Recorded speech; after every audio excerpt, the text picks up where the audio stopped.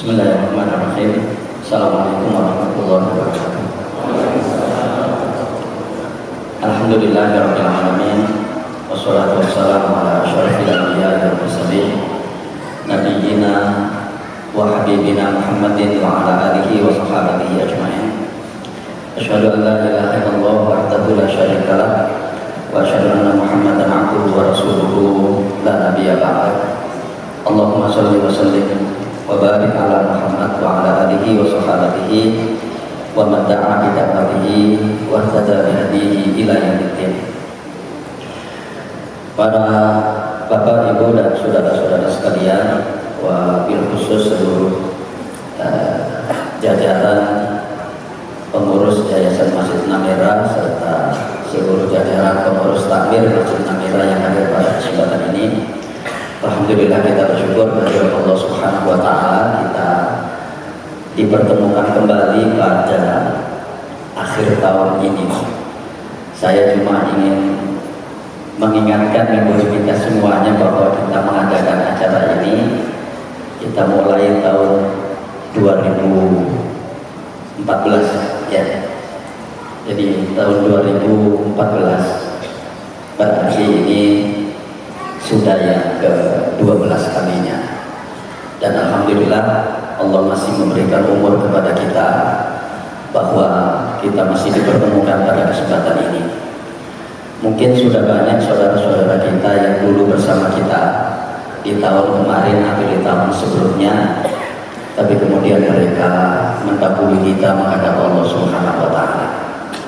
Oleh karena itu, kita yang diberikan umur oleh Allah Subhanahu wa taala sampai sekarang masih bisa menghirup udara dunia ini, tentu mari kita berusaha sekuat tenaga untuk mengambil pelajaran dari peristiwa-peristiwa yang terjadi di sekitar kita. Karena dalam sebuah hadis Rasulullah SAW bersabda, al-hikmatu dhalatul mu'min fa aina wajadaha fa huwa ahaqqu biha. Hikmah itu adalah barang temuan orang mukmin. Dimanapun dia mendapatkannya, dia lebih berhak untuk bisa mengambil hikmah tersebut. Nah, saya kira peristiwa-peristiwa yang sekarang ini terjadi itu adalah cara Allah Subhanahu wa taala untuk mendidik kita semuanya sejauh mana kita bisa mengambil pelajaran dari peristiwa-peristiwa itu sebagai bekal kehidupan kita di dunia ini dan juga untuk kehidupan kita di akhirat nanti. Bapak-Ibu sekalian, pada kaleidoskop kali ini saya hanya ingin fokus dua hal ya.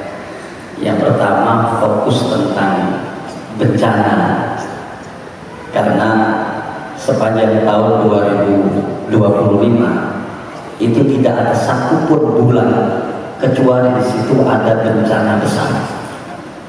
Jadi tidak ada satupun bulan kecuali di situ ada bencana besar. Bahkan ada bulan-bulan tertentu yang di situ terjadi lebih dari satu bencana.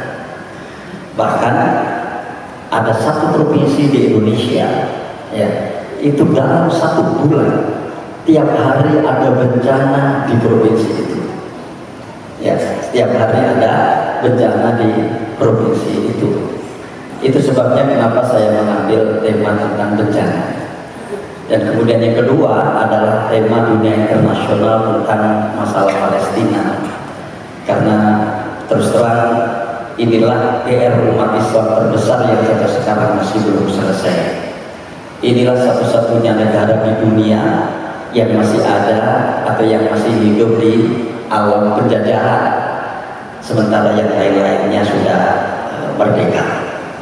Namun sebelum itu kita akan renungkan sejenak firman Allah Subhanahu wa taala di surat Al-Hasyr ayat yang ke-18 ya.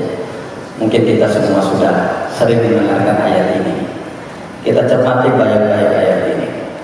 Ya ayyuhalladzina amanu ittaqullaha wa qulu qawlan sadida. yuslih lakum a'malakum ya ayyuhalladzina amanu ittaqullaha wal tanzur nafsun ma qaddamat lighad wattaqullaha innallaha khabirun bima ta'malun. Itu ayat yang ke-18. Ayat yang ke-19-nya wala takunu kalladzina nasullaha fa ansahum anfusahum ulaika humul fasiqun.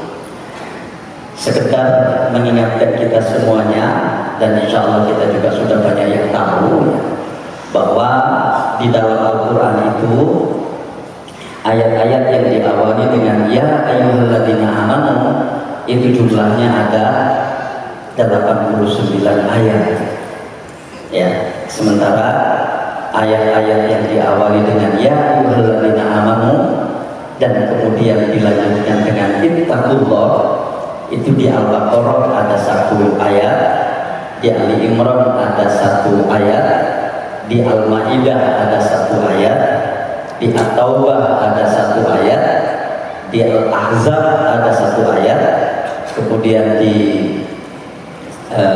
Al-Hadid ada 1 ayat, dan kemudian di Al-Hasyr ada 1 ayat. Jadi ada 7 ayat di dalam Al-Quran itu yang diawali dengan ya ayyuhalladzina amanu ittaqullah ya. Tapi ibu sekalian, yang membedakan itu adalah ayat ini. Kita lihat ayat ini ya, objek perintah yang bernama atau yang berbunyi wal tanzur nafsun ma qaddamat lighad itu diapit oleh 2 perintah takwa. Dan ini satu-satunya ya, ini satu-satunya. Dan objek perintah yang diapit oleh 2 perintah takwa itu adalah perintah muhasabah ya, perintah untuk melakukan muhasabah. Makanya bunyinya ya ayyuhalladzina amanu ittaqullaha wal tanzur nafsun ma qaddamat lighad wattaqullah ya kan, wattaqullah innallaha khabirun bima ta'malun. Mungkin kita sudah tahu penjelasannya bahwa sebetulnya ini adalah cara Allah Subhanahu wa taala untuk memberikan penegasan tentang pentingnya muhasabah, sehingga perintah muhasabah itu diapit oleh 2 perintah takwa. Ya, jadi perintah muhasabah itu diapit oleh 2 perintah takwa. Perintah untuk melakukan evaluasi apakah dalam skala individu maupun skala komunitas itu diapit oleh 2 perintah takwa. Ya, jadi ittaqullaha wal tanzur nafsun ma qaddamat lighad wattaqullah. Bertakwalah kalian kepada Allah dan hendaklah setiap jiwa memperhatikan apa yang terjadi kemarin sebagai bekal untuk hari esok atau hari akhirat, dan bertakwalah kepada Allah. Kita lihat di sini. Dan ini satu-satunya. Ya, ini satu-satunya di dalam Al-Quran ada objek perintah dari Allah Subhanahu wa taala yang diapit oleh 2 perintah takwa. Ya, diapit oleh dua perintah takwa. Ya. Jadi nah ini, nah kan? Jadi perintah takwa enggak keluar. Ittaqullah wal tanzur nafsun ma qaddamat lighad wattaqullah. Ya, ini adalah penegasan. Tapi ada yang menarik dari Imam Al-Qurtubi. Maksudnya takwa yang pertama itu adalah bertaubat atas dosa-dosa, dan takwa yang kedua adalah berhati-hati untuk tidak mengulang kembali kesalahan-kesalahan di masa yang akan datang. Nah, ayat berikutnya, apa sebetulnya objek paling penting di dalam muhasabah? Itu ini. Wala takunu kalladzina nasullaha fa ansahum anfusahum. Dan jangan sekali-kali kalian seperti orang-orang yang melupakan Allah Subhanahu wa taala dan kemudian Allah menjadikan mereka lupa terhadap diri mereka sendiri. Ya, yang menjadikan mereka lupa terhadap diri mereka sendiri. Artinya item atau poin muhasabah paling penting yang harus dilakukan orang-orang yang beriman adalah muhasabah, mengevaluasi hubungannya dengan Allah Subhanahu wa Ta'ala. Ya, karena kalau sampai orang itu melupakan Allah Subhanahu wa Ta'ala, ini nanti akibatnya. Begitu orang melupakan Allah Subhanahu wa Ta'ala, Allah akan menjadikan dia lupa kepada dirinya sendiri. Lupa kepada dirinya sendiri itu bukan berarti lupa namanya, bukan berarti lupa istrinya, bukan berarti lupa anak-anaknya, bukan berarti lupa alamat rumahnya, tapi kemudian ketika dia melupakan Allah Subhanahu wa Ta'ala, yang terjadi orang ini akan lupa dan tidak tahu tentang roadmap kehidupannya di dunia. Orang itu lapo, nggak tahu. Hidup itu saya harus apa, tidak tahu. Makanya mereka-mereka yang melakukan kemaksiatan dan dosa sebetulnya itu adalah kumpulan orang-orang yang tidak tahu tentang arah kehidupannya. Mereka-mereka yang melakukan kerusakan di muka bumi itu adalah orang-orang yang melupakan Allah Subhanahu wa Ta'ala, yang karenanya kemudian Allah menjadikan mereka lupa terhadap diri mereka sendiri. Dia lupa jalan hidupnya. Dia tidak tahu arah yang seharusnya dia tempuh. Dan menurut saya, wallahu a'lam, orang paling melarat di muka bumi ini adalah orang-orang yang tidak tahu jalan hidupnya. Kita tanyakan pada diri kita masing-masing. Tadi ketika kita sholat isya berjamaah di masjid ini atau di masjid yang lain, itu tandanya kita masih ingat jalan hidup kita. Ya, saat kita di bulan Ramadan kita berpuasa, itu artinya kita masih ingat jalan hidup kita. Ya, saat waktunya kita infak, kemudian kita infak, saat kita sedekah kita sedekah, saat kita menunaikan zakat, saat kita mampu dan kemudian kita tunaikan zakat, itu artinya kita masih ingat jalan hidup kita. Tapi ketika itu semuanya tidak kita lakukan, ketahuilah pada dasarnya saat itu kita sedang lupa jalan hidup kita. Dan inilah kondisi paling melarat yang dihadapi umat manusia ketika dia tidak tahu lagi jalan hidupnya. Dan itulah makna ayat tersebut. Wa la takunu kalladzina nasullaha fa ansahum anfusahum ulaika humul fasiqun. Ya, jadi jangan sekali-kali kalian seperti orang-orang yang melupakan Allah Subhanahu wa Ta'ala, yang karenanya Allah Subhanahu wa Ta'ala menjadikan mereka lupa terhadap diri mereka sendiri. Maka ketika dia sudah lupa dirinya, lupa jalan hidupnya, tidak tahu lagi arah yang seharusnya dia tempuh dalam kehidupannya, maka yang terjadi dia akan melakukan sesuatu yang sudah di luar kontrol kebenaran. Nah, inilah yang kemudian terjadi sekalian, sehingga seperti orang-orang munafik itu ketika mereka ditanya wa idza qila lahum la tufsidu fil ardi qalu innama nahnu muslihun. Dan ketika mereka dikatakan kepada mereka, ya kan, berbuatlah jangan berbuat kerusakan di muka bumi, mereka mengatakan kami ini sedang melakukan perbaikan di muka bumi. Ya kan, itu persoalannya. Jadi berbuat kerusakan tidak merasa. Kenapa tidak merasa? Dia sudah tidak tahu lagi jalan hidupnya. Kemana arah yang seharusnya dia tempuh, dia sudah tidak tahu lagi. Tentunya dalam konteks agama. Jalan hidup kita itu kan minimal terwakili oleh dua ayat, ya kan? Apa itu? Ihdinas siratal mustaqim. Yang pertama. Dan jalan hidup kita yang kedua adalah wala tamutunna illa wa antum muslimun.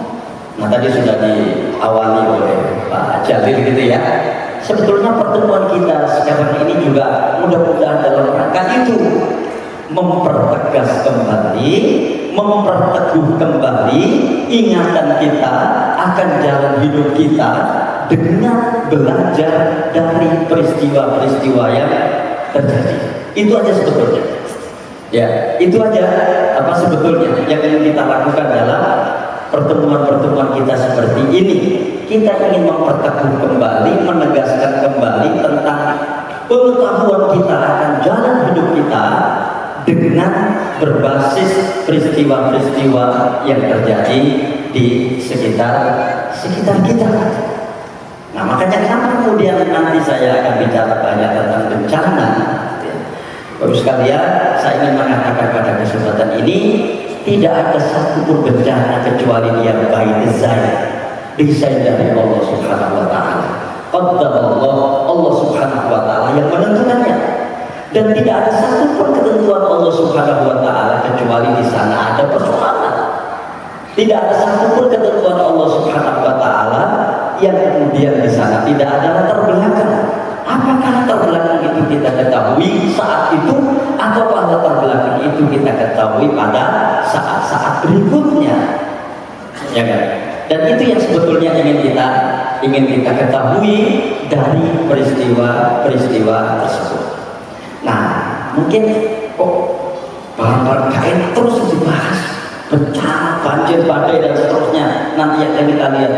Terus kalian, kita ingin seperti pasien yang bijak, gitu ya. Jadi pasien yang bijak itu ketika dia periksa, kemudian dokternya mengatakan ada sinyal negatif, dia bersyukur, ya. Tidak kemudian dia ngono gak periksa manenan Pak Dokter, gara-gara periksa Pak Dokter penyakitku udah, ya.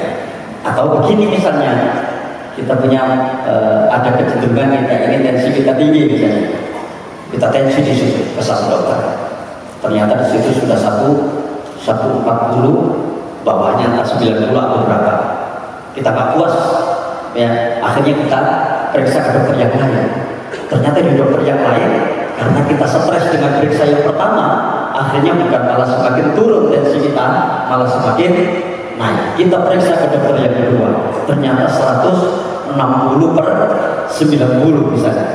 Akhirnya kita memutuskan, timbangan sekarang periksa. Itu pasien yang tidak bicara. Sama, peristiwa-peristiwa ini juga seperti itu. Biasanya ketika kita mendengarkan peristiwa-peristiwa di sekitar kita yang mengenakan, itu orang sering terlena. Betapa banyak orang-orang yang kemudian terlena dengan keleluasaan, ya kan? Terlena dengan kenyamanan, gitu. Gara-gara apa yang dia jumpai itu nyaman, apa yang dia jumpai itu leluasa, akhirnya tidak ada kehati-hatian, tidak ada kewaspadaan. Ya, begitulah bencana itu sebetulnya. Bencana ini adalah sinyal dari Allah Subhanahu wa Ta'ala. Kalau kita mau mengambil pelajaran, itu sinyal positif. Untuk apa? Untuk melakukan proses perbaikan diri kita secara berkesinambungan, ya, bukan malah sebaliknya. Dan karena itu ketika terjadi bencana tersebut, kita tidak saling menyalahkan, ya, dicari sebabnya, tapi kita tidak saling menyalahkan. Apalagi sampai kemudian naudzubillah min dzalik ngapokno sing kena bencana. Enggak, bukan begitu seorang mukmin. Karena apa? Karena apa yang dialami oleh saudara kita di satu tempat itu tidak menutup kemungkinan juga akan kita alami di tempat kita, ya kan? Bisa kita alami di tempat kita. Nah, terus sekalian, ini adalah cara kita untuk berhati-hati, cara kita untuk berwaspada akan semua peristiwa-peristiwa yang mungkin kelihatannya tidak enak, ya, untuk kita dengar atau untuk kita baca. Saya sebetulnya ingin itu salah satu tujuan kita, kenapa saya mengambil tema-tema yang mungkin tidak mengenakan untuk kita dengar, meskipun nanti ada satu dua berita yang insya Allah juga baik dan enak sebagai sebuah tauladan dan contoh yang harus kita ikuti. Baik, kita mulai peristiwa pertama di bulan Februari. Nah, itu juga peristiwa bencana. Gempa guncang Tibet, lebih dari 100 orang meninggal dunia, gitu ya. Jadi gempa yang terjadi pada Selasa pada hari Selasa tanggal 7 bulan Januari sekitar pukul 9 waktu setempat tersebut dilaporkan yang merupakan gentaran nyata dan mengakibatkan kerusakan pada lebih dari 30.000 rumah. Jumlah korban jiwa akibat gempa bumi yang memuncak wilayah pegunungan Tibet di China bertambah 126 orang dengan 188 lainnya mengalami luka-luka.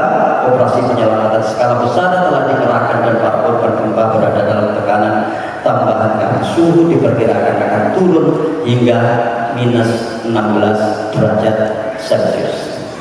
Nah, seperti apa gempanya? Ini cara ngecek gimana? Mas Bayu. Next. Sini. Oh. Inilah detik-detik gempa bumi magnitudo 7,1 mengguncang Tibet, Selasa 7 Januari 2025. Kamera CCTV di sebuah minimarket memperlihatkan bagaimana puncaknya hebat dari gempa tersebut. Tampak rangka bergoyang dan menjatuhkan barang-barang yang tertata. Orang-orang di minimarket juga berlarian untuk menyelamatkan diri. Rekaman juga memperlihatkan petugas penyelamat menggali reruntuhan untuk menyelamatkan korban gempa. Petugas penyelamat memanjat tumpukan batu bata yang pecah. Beberapa orang juga terlihat menggunakan tangga di desa-desa yang rusak parah untuk mencari korban selamat. Dilaporkan bahwa korban tewas akibat gempa yang mengguncang wilayah dataran tinggi Tibet dan beberapa wilayah Nepal itu mencapai 126 orang. Jumlah tersebut dikhawatirkan akan terus bertambah karena diduga masih banyak korban yang tertimpa runtuhan bangunan. Sementara itu, sedikitnya 188 orang di Tibet terluka akibat gempa tersebut. Adapun getaran gempa Tibet terasa hingga ke Nepal. Namun hingga kini tidak ada laporan tentang korban atau kerusakan yang terjadi di Nepal. Survei Geologi Amerika Serikat melaporkan bahwa gempa tersebut berkekuatan magnitudo 7,1 dan relatif dangkal. Sedangkan kedalaman gempa sekitar 10 km. Epicentrum gempa berada di daerah Kunti, di Tibet, tempat lempeng India dan Eurasia bergesekan satu sama lain. Menanggapi gempa bumi tersebut, pemimpin Cina, Xi Jinping, menyerukan upaya untuk menyelamatkan warga Tibet. Menurut media CCTV, lebih dari 3.000 petugas telah dikerahkan untuk melakukan upaya penyelamatan korban gempa. Pemerintah Cina juga mengumumkan alokasi dana sebesar 100 juta yuan atau sekitar 220 miliar rupiah untuk bantuan bencana tersebut.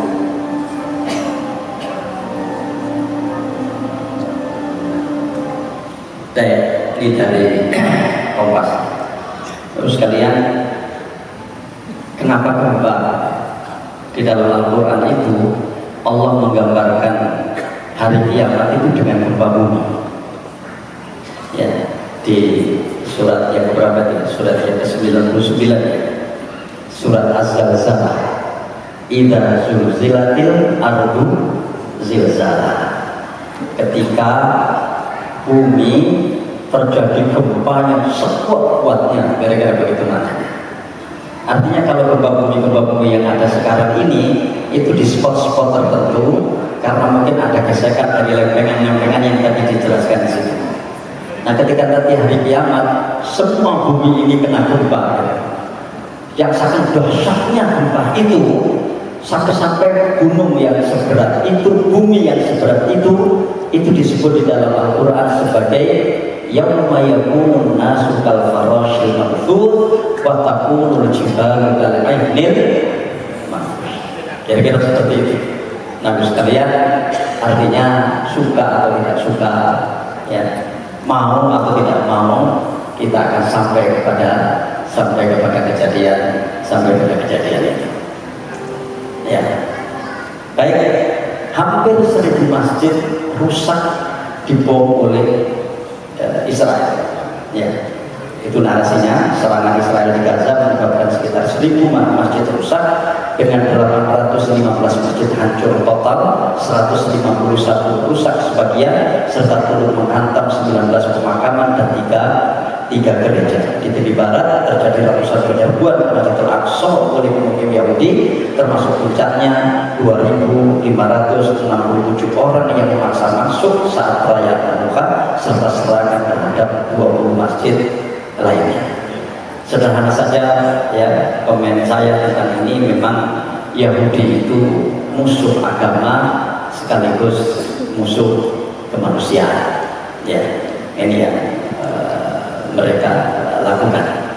Sekalian berikutnya adalah usai Los Angeles, kalau masih ada yang ingat, Desember 2024 ya, Desember 2024, dan kita sampaikan di malam bulan Januari 2025, waktu itu ada kebakaran di Los Angeles ya, kalau masih ingat. Nah, pada kalau di sini disebut sebagai tanggal 10 Januari, berarti 10 hari kemudian gitu ya, dari Desember itu ya, itu usai Los Angeles jadi neraka, kini giliran Bronx City dilalap api.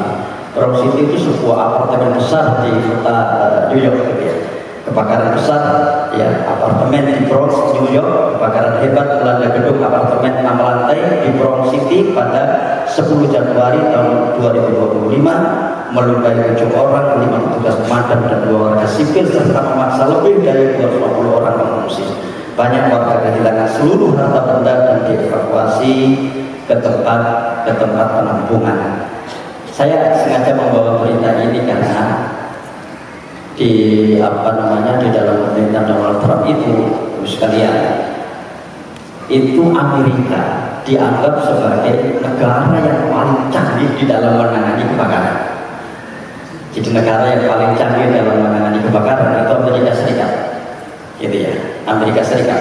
Tapi ternyata mereka kena masalah waktu itu di Desember 2024 yang lalu dengan terbakarnya Los Angeles ya, dan kemudian kebakaran berikutnya di New York di bulan Januari 2025. Jadi saking mereka ini sudah merasa sangat yakin dan sangat hebat bagaimana cara mengatasi kebakaran, sehingga anggaran kebakaran itu dialihkan untuk apa? Untuk sosialisasi tentang LGBT. Ya, sosialisasi tentang LGBT seperti itu. Nah, ternyata Allah Subhanahu wa Ta'ala ya qadarullah, atas kehendaknya terjadilah seperti ini, dan ternyata mereka mengalami kesulitan bisa memadamkannya ya.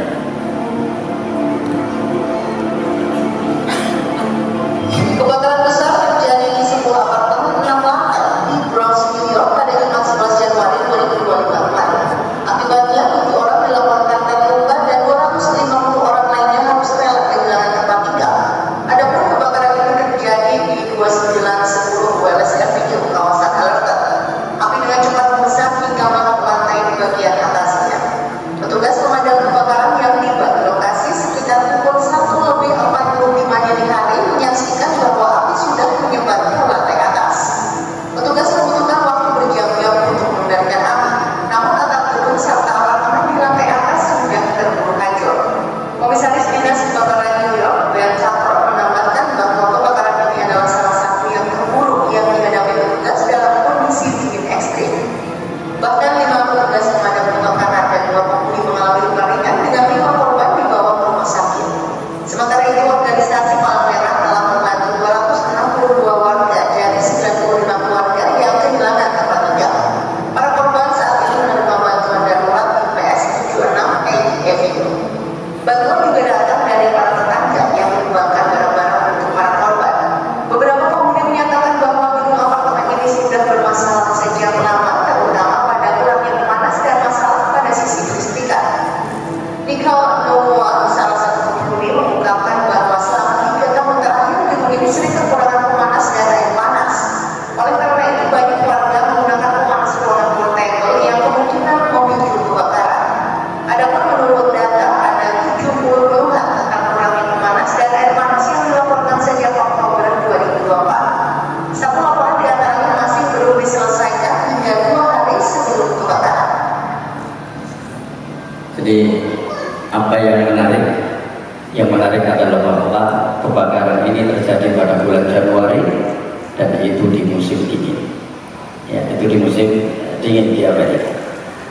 Nah, sekalian, masih belum berubah kebijakan pemerintah China terhadap kaum muslimin, kira-kira begitu ya. Jadi Tiongkok memenjarakan seorang wanita Uighur karena ajarkan Al-Quran pada anak-anak. Jadi dianggap bahwa itu dilakukan dengan cara ilegal. Seorang wanita muslim Uighur bernama Shaila Rozi dijatuhi hukuman penjara 17 tahun. Itu yang pakai baju putih ya. Di Tiongkok karena mengajarkan Al-Quran kepada anak-anak dan tetangganya yang dianggap sebagai kegiatan keagamaan ilegal. Ya. Jadi kalau tadi Yahudi itu musuh agama, sama ateis juga musuh agama. Ya, jadi Yahudi musuh agama, ateis juga musuh agama. Tapi yang menarik, Yahudi itu adalah agama, tapi dia memusuhi agama selain Yahudi. Nah, kalau ateis ini memang tidak beragama, tidak bertuhan, kira-kira seperti itu. Di dunia ini, terus sekalian, China termasuk negara dengan populasi terbesar yang penduduknya itu ateis. Ya, karena memang secara populasi mereka ini besar, nomor 2 di dunia setelah India, gitu ya, setelah India. Meskipun secara persentase negara dengan jumlah ateis terbesar itu adalah Slovakia. Jadi Slovakia itu penduduknya sedikit, saya lupa itu 5-6 jutaan begitu, tapi hampir 75 sampai 80% penduduknya itu menyatakan diri sebagai ateis. Ya, padahal mereka adalah negara di Eropa. Dulu ya Slovakia itu jadi satu dengan Cekoslovakia. Itu masih ingat ya, teman-teman saya yang suka bola ya, itu kan ada kesebelasan yang cukup kuat di Eropa namanya Cekoslovakia. Nah, pada tahun berapa itu saya nggak lupa, dengan adanya protes dari banyak hal yang Soviet kemudian bubar, ya kan, kemudian Yugoslavia bubar, yang dengan pemimpin legendanya si Joseph Broz Tito itu, dan kemudian Cekoslovakia itu pecah jadi 2. Jadi Ceko sendiri, Slovakia sendiri. Ceko ibu kotanya Praha kalau nggak salah, dan Slovakia ibu kotanya Bratislava. Nah, sekalian, ini saya jadi mengajarkan Al-Quran itu di penjara selama 17 tahun. Bagi bapak ibu yang pernah menunaikan ibadah haji, saya kira wajah-wajah seperti ini tidak asing. Ya, kita akan banyak menjumpai wajah-wajah seperti ini, dan mereka ini adalah kaum muslim China dari suku Uighur gitu. Ya. Februari 2025 banjir besar di Australia. Ya. Jadi banjir besar di Australia, 1 tewas, ribuan mengungsi. KBRN Queensland, banjir besar melanda Queensland utara Australia akibat hujan deras menyebabkan seorang wanita dilaporkan meninggal dan ribuan warga mengungsi. Otoritas setempat mengatakan bahwa air banjir terus naik menciptakan situasi yang berbahaya dan mengancam jiwa. Melansir dari BBC News, hujan yang tercatat lebih dari 1,3 meter sejak Sabtu diperkirakan akan berlanjut hingga Senin. Perdana Menteri Queensland David Israfuli menyatakan bahwa curah hujan ini adalah yang terburuk dalam 60 tahun. Jadi curah hujannya itu terburuk dalam 60 tahun. Dan ini adalah kondisi banjirnya. Ya. Jadi ini adalah kondisi banjirnya. Jadi kita ingat-ingat tadi ya, yang pertama tadi Tibet, yang kedua Amerika, nah sekarang Australia di negara bagian Queensland. Ini banjir yang ada di sana.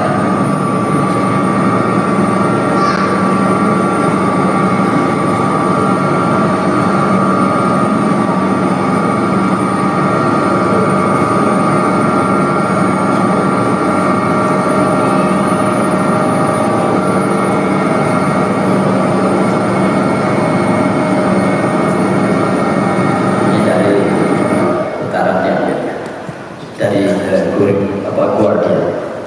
Dan sekalian, berita-berita seperti ini itu masih mewarnai di tahun 2025. Hampir tidak ada hari, ya, bahkan hampir tidak ada bulan kecuali Israel selalu melakukan cara-cara seperti ini. Karena memang target mereka, ya, itu bukan hanya sekedar target kemanusiaan untuk menghilangkan jejak kaum muslimin di Palestina, tapi juga ada target agama, di mana targetnya itu nanti adalah tidak boleh ada satu tempat ibadah pun selain tempat ibadah Yahudi, apakah masjid atau gereja, itu semua cita-cita besar mereka ini, itu semua harus dihilangkan dari Palestina, dan kemudian murni negara Palestina itu akan menjadi negara Israel seluruhnya, dan kemudian mereka juga akan melakukan ekspansi ke tempat-tempat yang lain. Karena itu berita-berita seperti ini masih kita akan jumpai, ya. Jadi Masjid Ariha itu kalau di bahasa Inggris atau bahasa Indonesia itu Jericho, ya, tapi barat dibakar oleh militer Israel. Gerombolan militer membakar sebuah masjid hingga hangus dan mencoretnya dengan cat semprot. Kekerasan terjadi dengan kedudukan Israel yang dinyatakan ilegal oleh Mahkamah Internasional. Bulan Maret, kebakaran hutan di Jepang, ya. Jadi kebakaran hutan di Jepang, 2.100 hektar hangus sehingga api meluas. Kebakaran hutan meluas dan menelan korban. Kebakaran di Alifatu telah memasuki hari ke-6, menghanguskan sekitar 2.100 hektar, merusak puluhan bangunan dan menyebabkan 1 orang meninggal dunia. Pemadam kebakaran terkendala cuaca dan medan, meski dikerahkan lebih dari 10 helikopter dan pemadam udara, api masih meluas akibat cuaca kering, panas, angin, serta lokasi kebakaran di kawasan pegunungan pesisir. Ya. Ini kebakaran di sana. Kebakaran hutan melanda sejumlah wilayah di Jepang, mulai dari kota Funato, prefektur Iwate, pegunungan Ueda, prefektur Nagano, hingga di Otsuchi, prefektur Yamanashi. Kebakaran ini sudah terjadi sejak Rabu 26 Februari 2025, namun hingga hari ke-6 tidak ada tanda-tanda akan mereda. Sejauh ini api telah melahap sekitar 2.100 hektar lahan dan menghancurkan puluhan bangunan. Kebakaran juga mengakibatkan 1 orang meninggal dunia. Pemerintah Jepang sendiri telah mengeluarkan imbauan evakuasi bagi 4.556 warga dari 1.896 rumah tangga. Lebih dari 2.000 orang telah meninggalkan rumah mereka untuk mengungsi ke rumah kerabat atau teman. Sedangkan lebih dari 1.200 orang lainnya dievakuasi ke tempat penampungan yang telah disediakan pemerintah setempat, seperti aula olahraga sekolah desa. Upaya pemadaman juga terus dilakukan baik dari darat maupun udara dengan bantuan helikopter pasukan bela diri Jepang dan organisasi terkait lainnya. Sebanyak 1.700 petugas pemadam kebakaran dan 16 helikopter dikerahkan untuk mengatasi kebakaran hutan terbesar di Jepang dalam 30 tahun terakhir ini. Baik. Berikutnya kebakaran hutan di Korea. Ya. Ini saya tidak mengambil videonya, ya. 4 orang tewas, 1.500 dievakuasi, dan bencana nasional diumumkan. Pemerintah Korea Selatan mengumumkan status bencana nasional atas kebakaran hutan besar di wilayah negara pada Sabtu 22 Maret 2025. Kebakaran tersebut menyebabkan 4 orang meninggal, 6 orang terluka, dan 1.500 orang dievakuasi. Kita bisa baca di sini. Terus kalian, menariknya adalah bahwa kebakaran hutan itu terjadi di negara-negara maju. Jepang itu negara maju dalam menangani kebakaran. Ya, Korea Selatan juga seperti itu. Saya akhirnya berpikir memang demikian cara Allah Subhanahu wa Ta'ala memberikan pelajaran kepada umat manusia. Ketika mereka sudah merasa maju dalam penanganan hal tertentu, di situ mereka diberikan peringatan oleh Allah Subhanahu wa Ta'ala. Ya, di situ mereka diberikan peringatan oleh Allah Subhanahu wa Ta'ala. Karena itu pelajaran pentingnya buat kita adalah jangan sekali-kali kita merasa mampu untuk sesuatu yang saat itu kita berhasil. Ya, karena itulah godaannya. Atau jangan sekali-kali naudzubillah min dzalik kita sombong atas sesuatu yang kita capai. Karena apa? Karena disitulah godaannya. Dan disitulah nanti Allah Subhanahu wa Ta'ala akan memberikan peringatan kepada kita. Apalagi kemudian kalau kerusakan-kerusakan itu atau bencana-bencana itu muncul itu karena kelalaian manusia, ya, yang merasa mampu untuk kemudian mereka yakin tidak akan terjadi seperti itu, ya, yakin itu tidak terjadi seperti itu. Dan inilah gunanya tawakal. Tawakal itu kemampuan seseorang untuk tetap pasrah terhadap apa yang menjadi kehendak Allah Subhanahu wa Ta'ala, untuk tetap merasa dirinya rendah diri di hadapan Allah Subhanahu wa Ta'ala, untuk tetap merasa tawadhu di hadapan Allah Subhanahu wa Ta'ala, bahwa kita sebagai manusia ini bukan apa-apa dan bukan siapa-siapa di hadapan Allah Subhanahu wa Ta'ala. Sebetulnya bencana-bencana seperti itu kan peringatan keras. Dan kalau kita lihat di dalam Al-Quran, terus sekalian, bencana itu, yang namanya bencana itu dibagi dua. Bencana sebagai peringatan dan bencana sebagai siksa. Ya, bencana sebagai peringatan, dzahara fasadu fil barri wal bahri bima kasabat aydin nas liyudhiqahum ba'dal ladzi 'amilu la'allahum yarji'un. Telah nyata kerusakan di lautan dan di daratan akibat ulah dari tangan-tangan manusia, ya kan, agar Allah Subhanahu wa Ta'ala memberikan pelajaran kepada mereka supaya mereka mau kembali. Ini bencana sebagai peringatan. Nah, ada bencana sebagai siksa. Walau anna ahlal qura amanu wa taqaw la fatahna 'alaihim barakatin minas samaa'i wal ardh walakin kadzabu fa'akhadnahum bi dzunubihim. Seandainya para penduduk negeri itu beriman dan bertakwa, niscaya akan kami turunkan keberkahan-keberkahan dari langit dan bumi. Sayang mereka mendustakan, sehingga kami, kata Allah, menyiksa mereka atas perbuatan-perbuatan yang telah mereka lakukan. Nah, sekalian, saya kira di situ pentingnya mengapa bencana-bencana itu harus kita pahami sebagai cara Allah Subhanahu wa Ta'ala untuk mendidik kita dengan pendidikan dari peristiwa. Mengapa? Mestinya, sekalian, orang itu harus belajar dari perbuatan. Ya, jadi learning by doing kalau kata orang ahli pendidikan. Jadi belajar dari perilaku dan seterusnya. Tapi ada tipe manusia itu yang learning by accident, belajar dari kecelakaan, mentok baru sadar.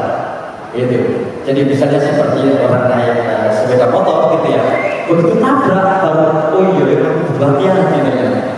Itu belajar dari kecelakaan, learning by accident. Mestinya dari awal dia sudah harus waspada, harus hati-hati, gitu kan? Tapi ada itu yang harus diberikan pelajaran dengan cara seperti itu. Nabrak baru dia sadar. Alhamdulillah, nabrak dia sadar, memperbaiki diri. Yang bahaya itu adalah nabrak dia nggak sempat sadar. Kenapa? Karena begitu nabrak Allah Subhanahu wa Ta'ala mentakdirkan dia meninggal. Ya, tidak ada lagi waktu belajar, tidak ada lagi waktu berhati-hati. Yang ada adalah waktu untuk menikmati kesempurnaannya, ya kan? Waktu untuk menikmati kecerobohannya, kan begitu. Dan naudzubillah min dzalik, mudah-mudahan tidak seperti ini. Ini gambar-gambar tentang kebakaran hutan yang ada di bawah. Terus kalian, Ramadan tahun 2025 kalau nggak salah waktu itu kan kita puasa mulai tanggal berapa ya? 28 Februari misalnya. Jadi mulai tanggal 28 Februari saya kemudian menghitungnya karena puasa kita nanti insya Allah tanggal 18 Februari kan biasanya maju 10 hari gitu ya. Nah sehingga di bulan Maret ini adalah apa namanya Ramadan paling menyedihkan bagi warga Gaza. Dan itulah yang terjadi ya sekalian akibat blokade dan pembatasan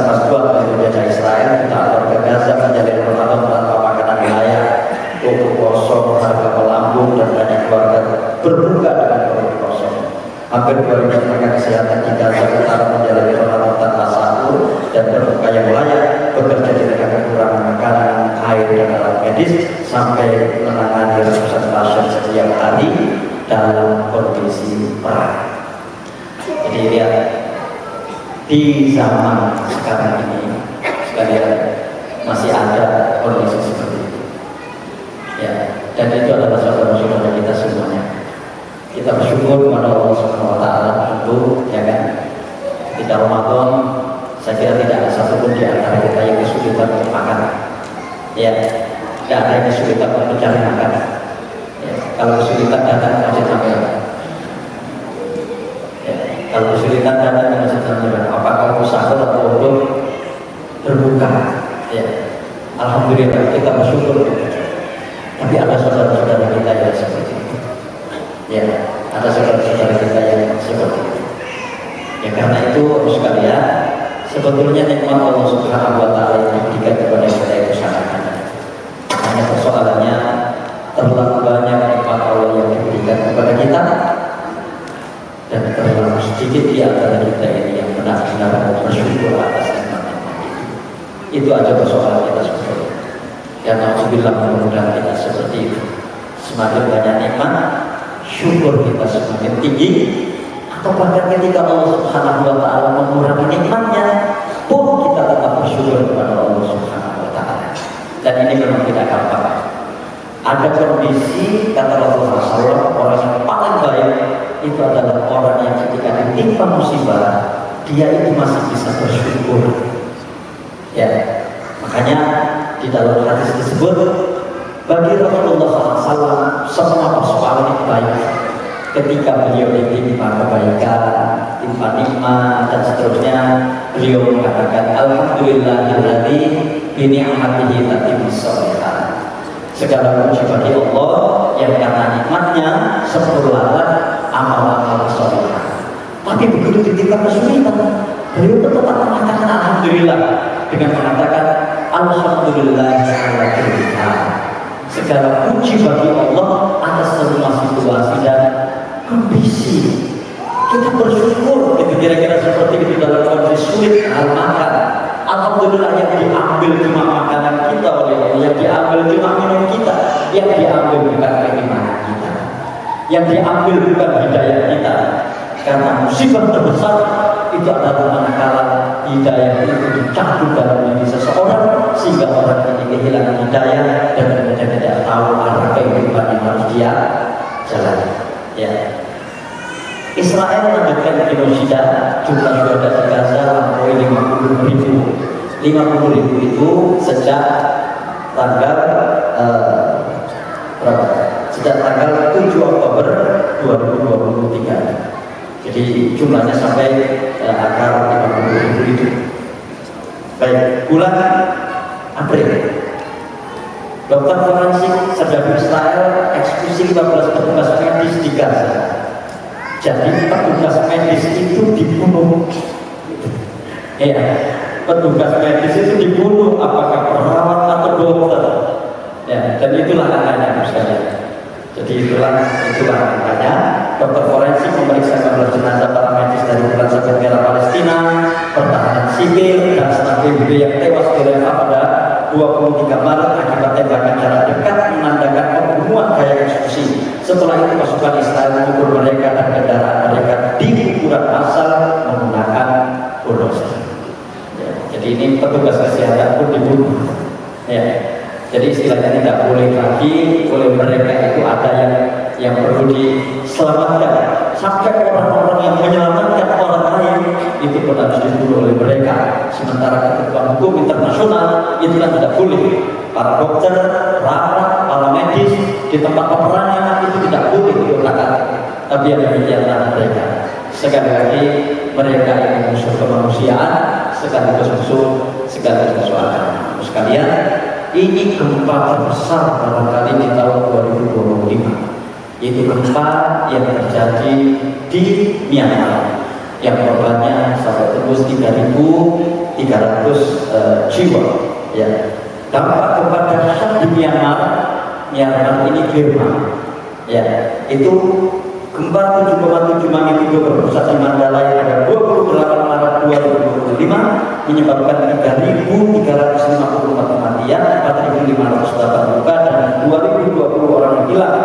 Lebih dari 3,3 juta orang terdampak dengan kerusakan infrastruktur hingga Thailand dan Bangkok meninggalkan warga tanpa tempat tinggal. Sekali lagi ini adalah gempa terbesar di tahun 2025 yang lalu. Dan sekalian, inilah mungkin yang viral ya, kita mungkin mendapatkan gambar-gambar seperti ini ya, dan juga video ini.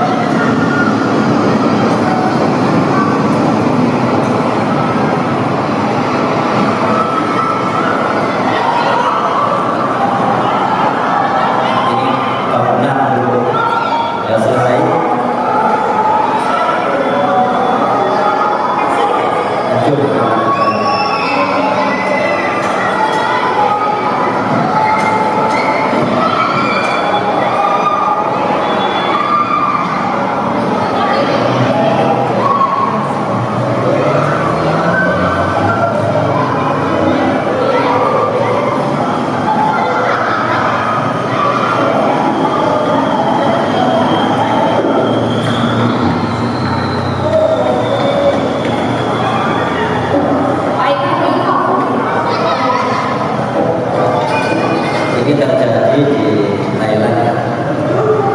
Jadi terjadi di Bangkok, dan gempa itu terjadi antara perbatasan antara Thailand dan Myanmar.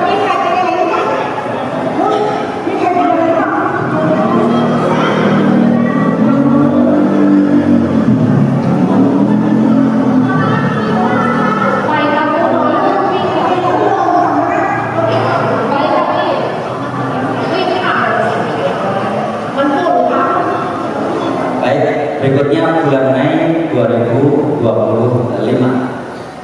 Terus sekalian, saya kalau melihat berita-berita seperti ini, ya memang kayak saya ini usia saya 52 tahun ya. Nanti bulan Februari insya Allah kalau Allah kasih panjang umur 59 tahun, kita sudah tidak bisa mengulangi lagi. Ya, apalagi orang yang sudah tua, kemampuan menghafalnya juga akan semakin rendah.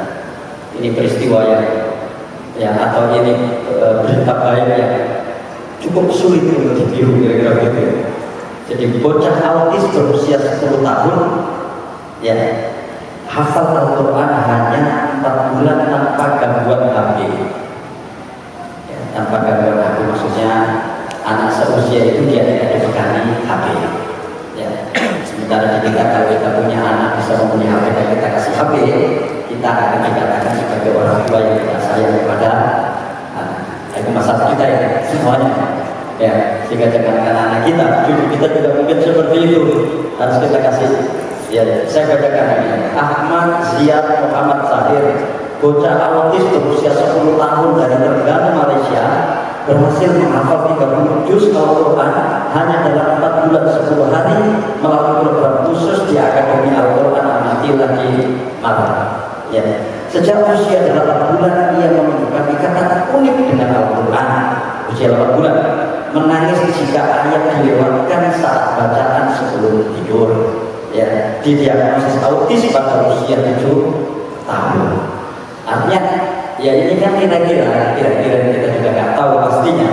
Bapak dan ibunya kan concernnya terhadap Al-Quran kan tinggi ya kan, sampai kemudian anaknya bisa terbentuk karakter seperti itu di usia 8 bulan ya. Kalau kita lihat di situ ya, itu dia akan menangis kalau kemudian tidak dibacakan Al-Quran sebelum tidur. Mungkin ada di antara kita yang anak kita atau kita seperti itu, mungkin, alhamdulillah. Tapi pokok-pokok ya jangan ya, jangan. Kalau ada, alhamdulillah, sangat bersyukur. Dan kalau ada yang ada anaknya seperti itu atau cucunya seperti itu, menjelang tidur kok nangis kalau tidak dibacakan Quran, tolong kasih resepnya kepada yang lain. Anak ini kan seperti itu ya.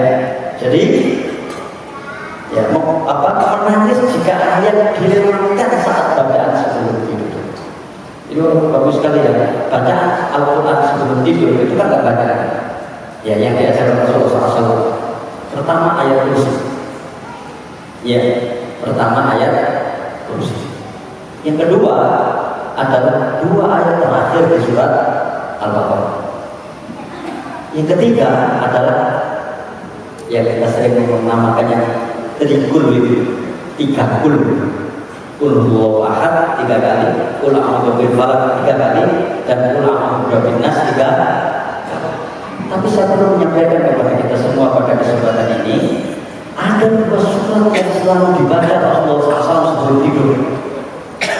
Ya, ada 2 surat yang agak panjang yang selalu dibaca Rasulullah SAW sebelum tidur. Yang pertama adalah surat As-Sajdah, dan yang kedua adalah surat Tabarok atau surat Al-Mulk.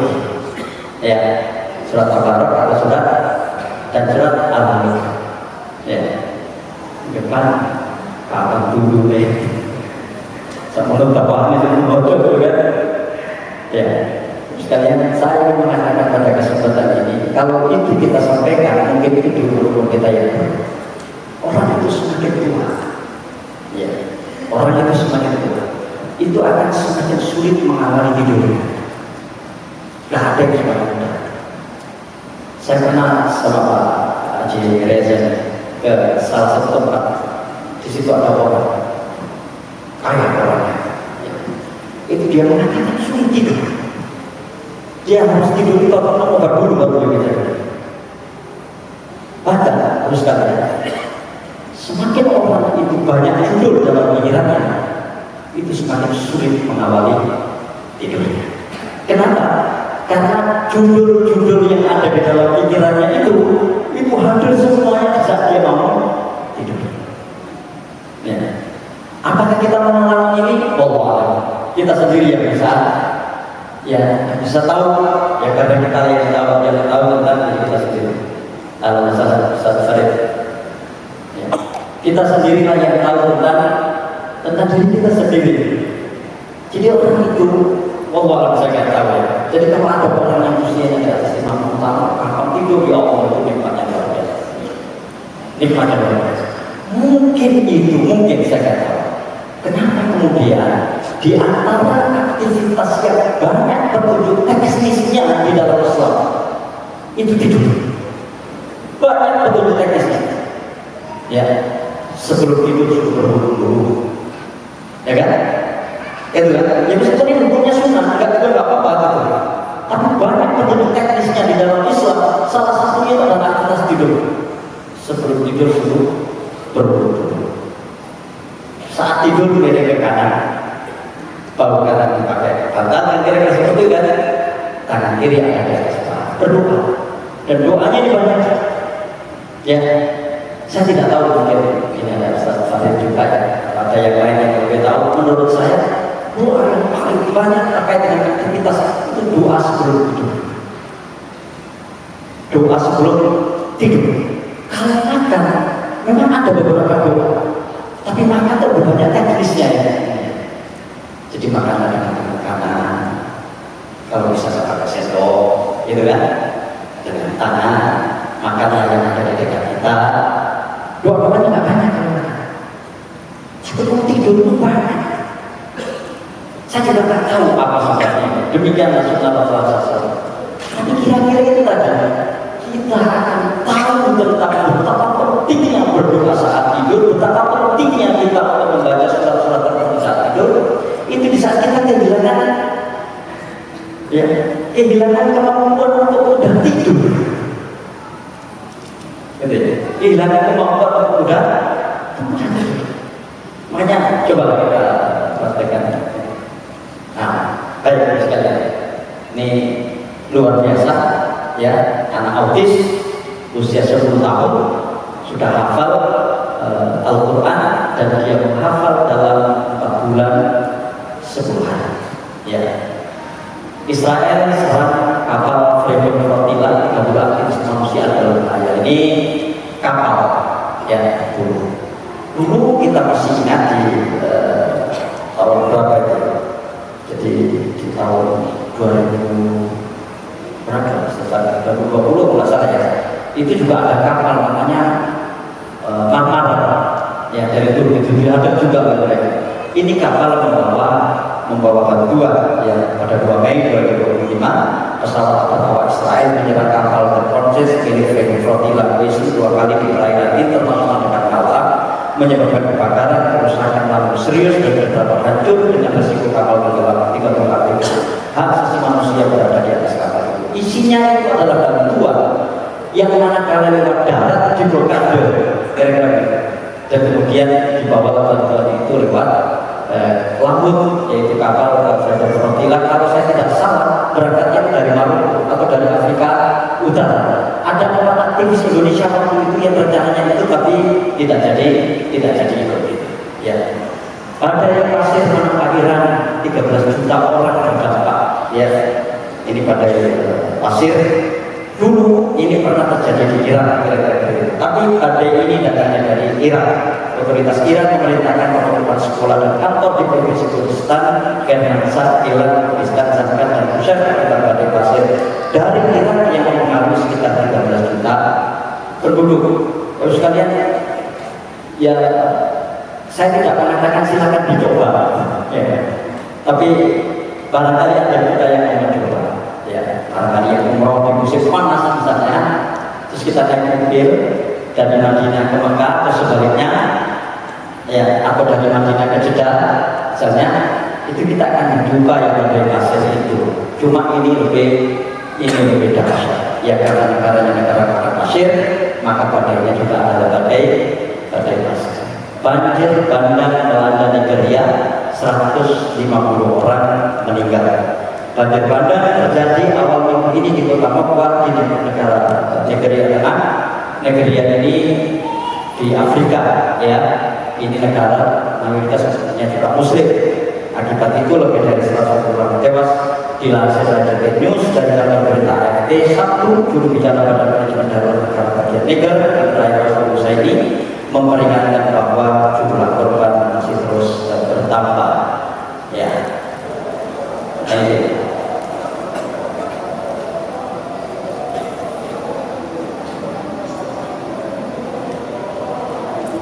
Ini di Nigeria, khas ya, Afrika ya.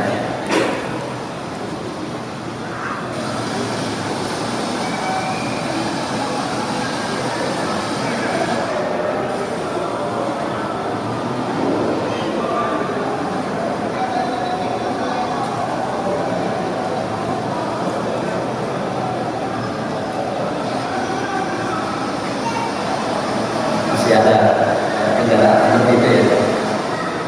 Di kita sudah mulai ada.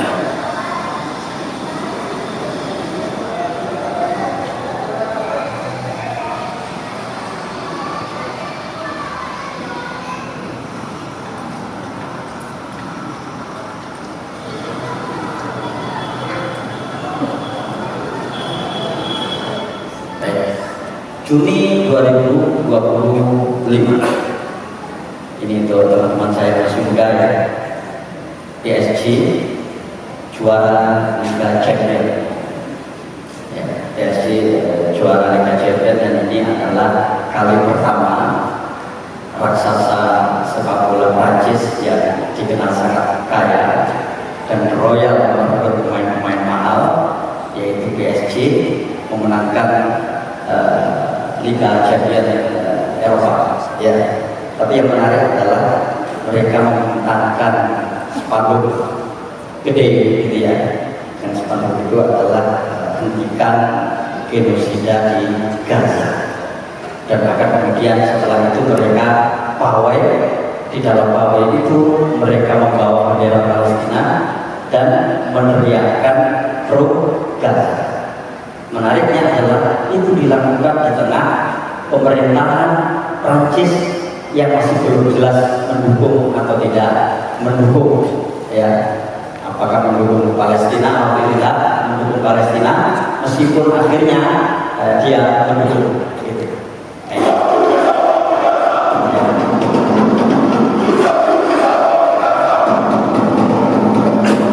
Jadi itulah teriakan-teriakannya.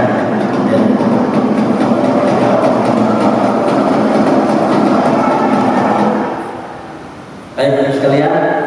berikut ini jangan ditiru, ya, jangan ditiru ini ya. Meskipun kita punya uang, jangan ditiru. Ya. Nekat ke Mekah, 3 WNI terlantar di gurun, 1 meninggal. Nah ceritanya adalah aparat Saudi menemukan 3 WNI terdampar di gurun Jumuk, Makkah pada 20 Jumai 2025. Ya, 1 SM ya, meninggal karena dehidrasi, sementara 2 lainnya J dan X diselamatkan setelah ditemukan via patroli drone. Mengapa? Ketiganya sebelumnya dirazia karena berhaji dengan visa ziarah non haji. Diusir ke Jeddah, mereka coba masuk Mekah lagi via taksi gelap, tapi dipasang turun di tengah jalan oleh supir taksi karena supirnya takut tertangkap. Ya, sekali lagi meskipun kita punya duit, ini jangan ditiru. Ya, hasilnya juga nggak jelas. Ya, hasilnya juga nggak jelas. Coba nggak konangan lolos, iya tidak konangan lolos. Tapi dia konangan ini. Kita kan membayangkan kalau nggak konangan. Kenapa kita membayangkan konangan? Karena Saudi bukan negaranya. Lekuk-lekuknya Saudi kita nggak tahu. Jalan tikus Saudi kita juga nggak tahu. Ya, yang kalau kita orang tikus misalnya, maka jalan tikus dibully kita tahu, sehingga selintir pergi kita tahu. Kalau misalnya kita nggak tahu. Ya, dan harus sekalian, ini bukan peristiwa pertama. Sering terjadi seperti ini. Ya, ini sengaja sebagai berita ringan atau sekaligus berat gitu ya. Karena kalau sampai ketahuan apa ini katanya. Bayangkan dia meninggal di gurun dan itu kan cuaca sangat panas. Ya. Zionis Israel akan kapal Freedom Flotilla Coalition tangkap Greta Thunberg. Greta Thunberg ini adalah pemimpin aktivis kemanusiaan. Ya, bersama 30 yang lain, inilah orangnya, dan dia sangat terkenal di dalam membantu negara-negara yang mengalami penjajahan secara asasi manusia. Ya, tidak terkecuali Palestina. Saya tidak tahu kemungkinan besar tidak muslimah gitu ya. Tapi dia berinisiatif membawa bantuan yang begitu besar di dalam kapal yang tadi itu ya, Freedom Flotilla itu tadi.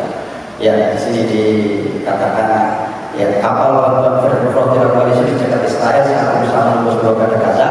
Aktivis Greta Thunberg dan 11 lainnya ditangkap namun dinyatakan selamat dan akan dipulangkan ke negara asalnya. Ya, tapi kan bantuan ini tidak jadi masuk. Itu persoalan. Ya, bantuan itu tidak jadi masuk.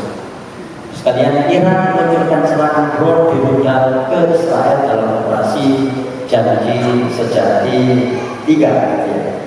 Ya, Iran itu punya operasi namanya yaitu True Promise. Ya, yang ketiga.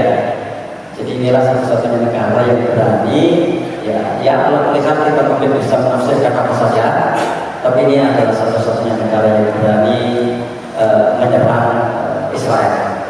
Ya, satu-satunya negara di Timur Tengah yang berani menyerang Israel. Nah, ini serangannya.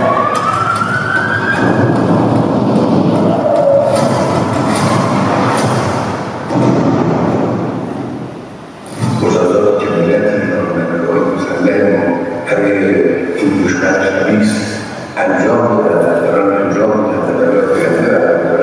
وزارات الساعة وهو تشاور الساعة همين مصدامة الخميس ولبس عن العالم سنين شهرين وحوالين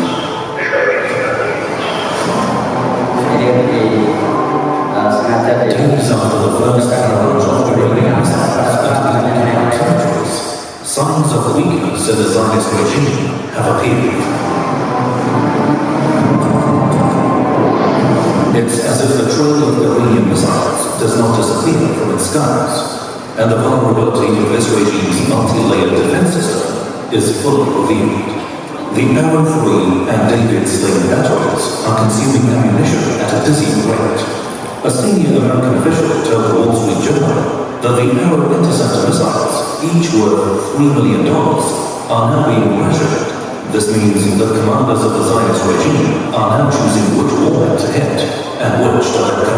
And this means greater effectiveness of Iranian missiles. Whereas before, this regime wanted but could not intercept all of Iran's missiles. Baik, kita ke bagian lagi ya. Sekarang giliran Afrika Selatan. Ya, Afrika Selatan menetapkan status bencana nasional setelah banjir besar akibat hujan ekstrim di provinsi Eastern Cape menewaskan sedikitnya 92 orang. Jadi ini berarti di kota Cape.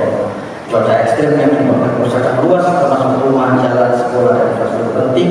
Banyak korban masih hilang termasuk anak sekolah yang terseret banjir. Jadi merata ya. Ini Afrika Selatan. Afrika Selatan itu negara Afrika yang paling selatan. Afrika Selatan di kotanya Johannesburg. Dulu ada, inilah negara terakhir kira-kira begitu yang merdeka, dan sekarang tinggal Palestina yang belum merdeka secara penuh akibat politik apartheid waktu itu.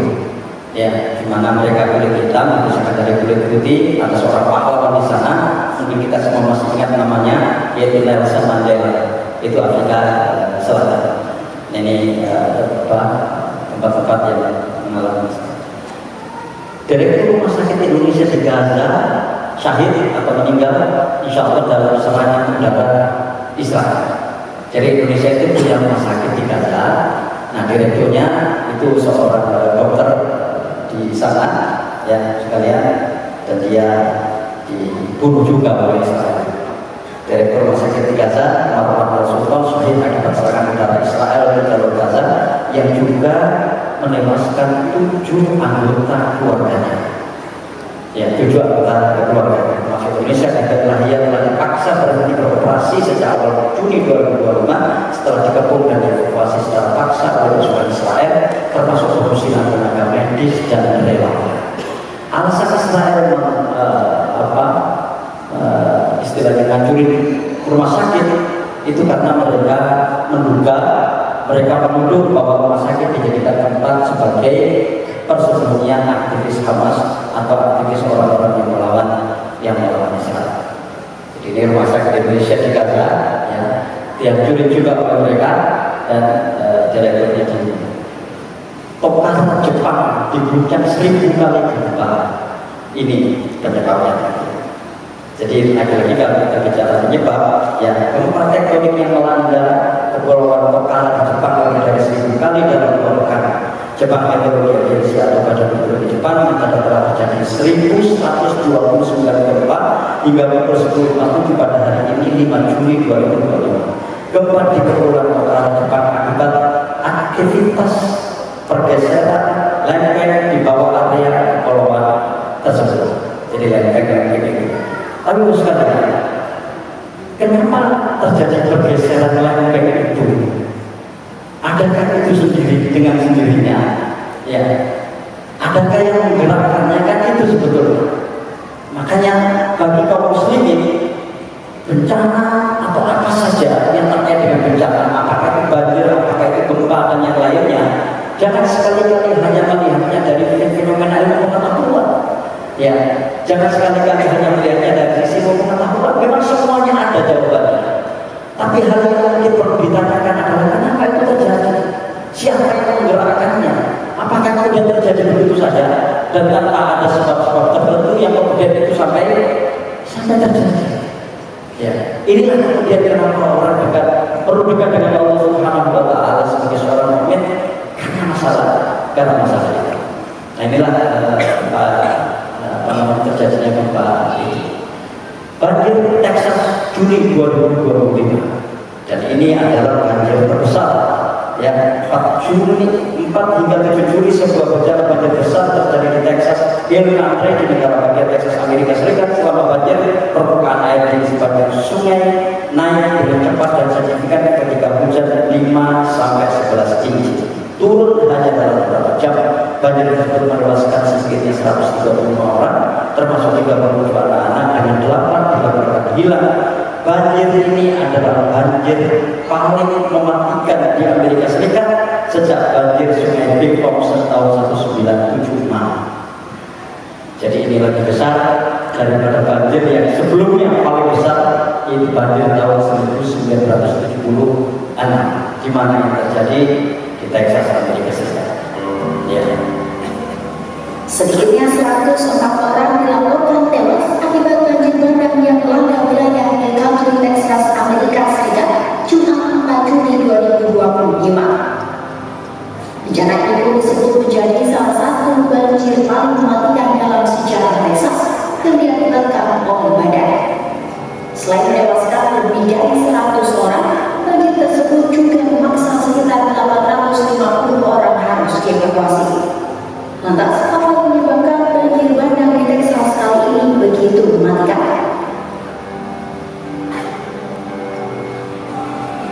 Hujan deras yang mengguyur Texas sejak dini hari membuat air sungai melonjak tajam hingga 8 meter hanya dalam 45 menit menjelang fajar. Banjir bandang pun datang dengan cepat dan aliran air yang sangat deras menyeret rumah dan kendaraan. Badan Cuaca Nasional AS menyebut banjir bandang adalah jenis banjir yang muncul sangat cepat. Banjir bandang bisa datang hanya dalam kurun waktu 3 hingga 6 jam setelah hujan deras mengguyur. Di sejumlah wilayah, banjir bahkan datang hanya dalam hitungan menit. Kondisi inilah yang terjadi di sekitar Sungai Guadalupe hari itu. Cepatnya air yang datang membuat warga tidak sempat mengungsi atau menyelamatkan diri. Situasi diperparah dengan perkiraan hujan lanjutan pada Sabtu 5 Juli 2025 yang mendorong otoritas memperpanjang peringatan banjir bandang di wilayah Texas Tengah. Baik, sekalian, itu di Texas. Jadi ini katanya tadi itu dia adalah banjir paling mematikan sejak banjir tahun 1976. Lagi-lagi ini terjadi di negara maju. Jadi banjir ini terjadi di negara maju justru di saat kita di Lamongan sudah tidak ada banjir kira-kira. Hanya sedikit, ya, nggak terlalu besar, insya Allah. Saya masih ingat dulu ketika banjir itu 1 bulan harus libur. Saya masih ingat dulu ketika saya mau safari di Mas Mambang itu, ya, itu pulang dari Dukun ke Morojalan, itu jalan kaki sambil ngeludur di jalan raya. Tapi kemudian setelah ada sudetan di Laret itu, ya alhamdulillah kemudian sudah tidak ada banjir lagi dalam skala besar seperti itu. Nah, justru ketika itu sudah tidak terjadi di Amerika, negara maju, dan ini justru di tempat yang cukup elit, di Texas, ya, Amerika, itu mengalami banjir. Ini saya baca saja, ini gempa bumi yang tidak menyebabkan korban karena gempa bumi ini berada di laut, meskipun sangat besar, 8,8 magnitudo. Agustus 2025, Indonesia salurkan 800 ton bantuan untuk Palestina lewat airdrop. Ini ada videonya, tapi sengaja nggak saya buat. Mungkin kita semuanya sudah dapat.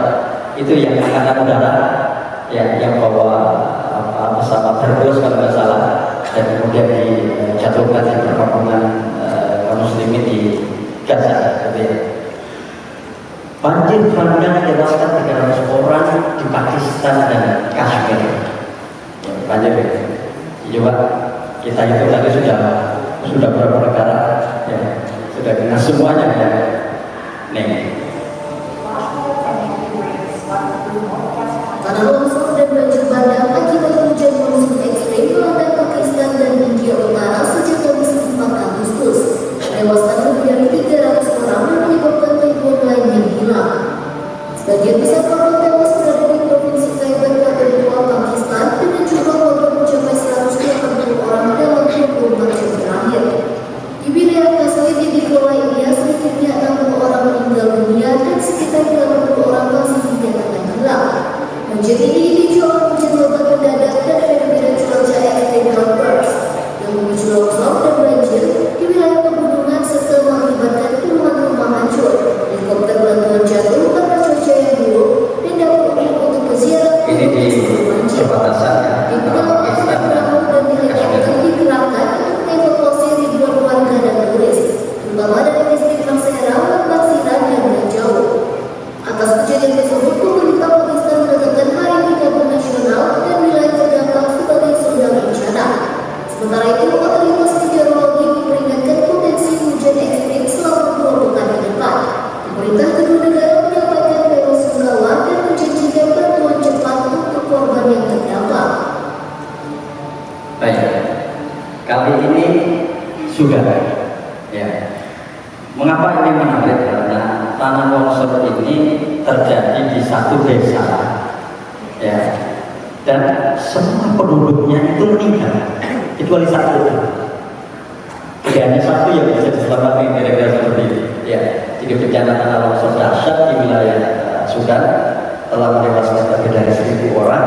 Tanah longsor itu menghancurkan satu desa dan hanya satu orang yang selamat. Bencana tersebut terjadi pada Ahad lalu setelah hujan deras selama berhari-hari menghancurkan desa Tarasin di pegunungan Mara.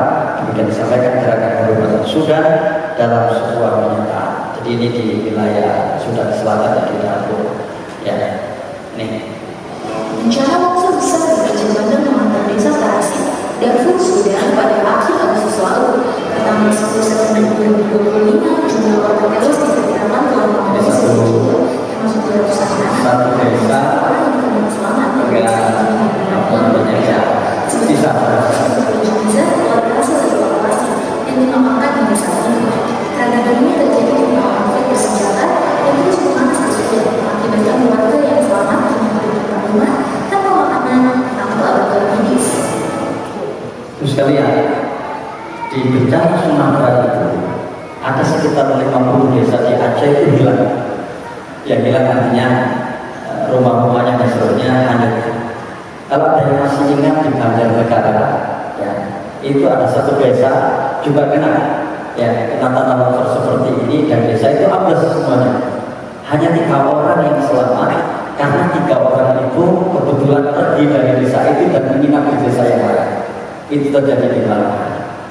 Ketika Allah Subhanahu wa Ta'ala berkehendak tidak ada sesuatu yang tidak mungkin. Ya, makanya jangan sekali-kali orang itu merasa aman dari makar Allah Subhanahu wa Ta'ala. Ya. 140 negara PBB akui Palestina merdeka, Israel dan Amerika Serikat menolak. Saya sengaja membuat berita ini, saya sampaikan artinya seluruh dunia itu sebetulnya mereka sudah mendukung Israel semua, mendukung Palestina semuanya.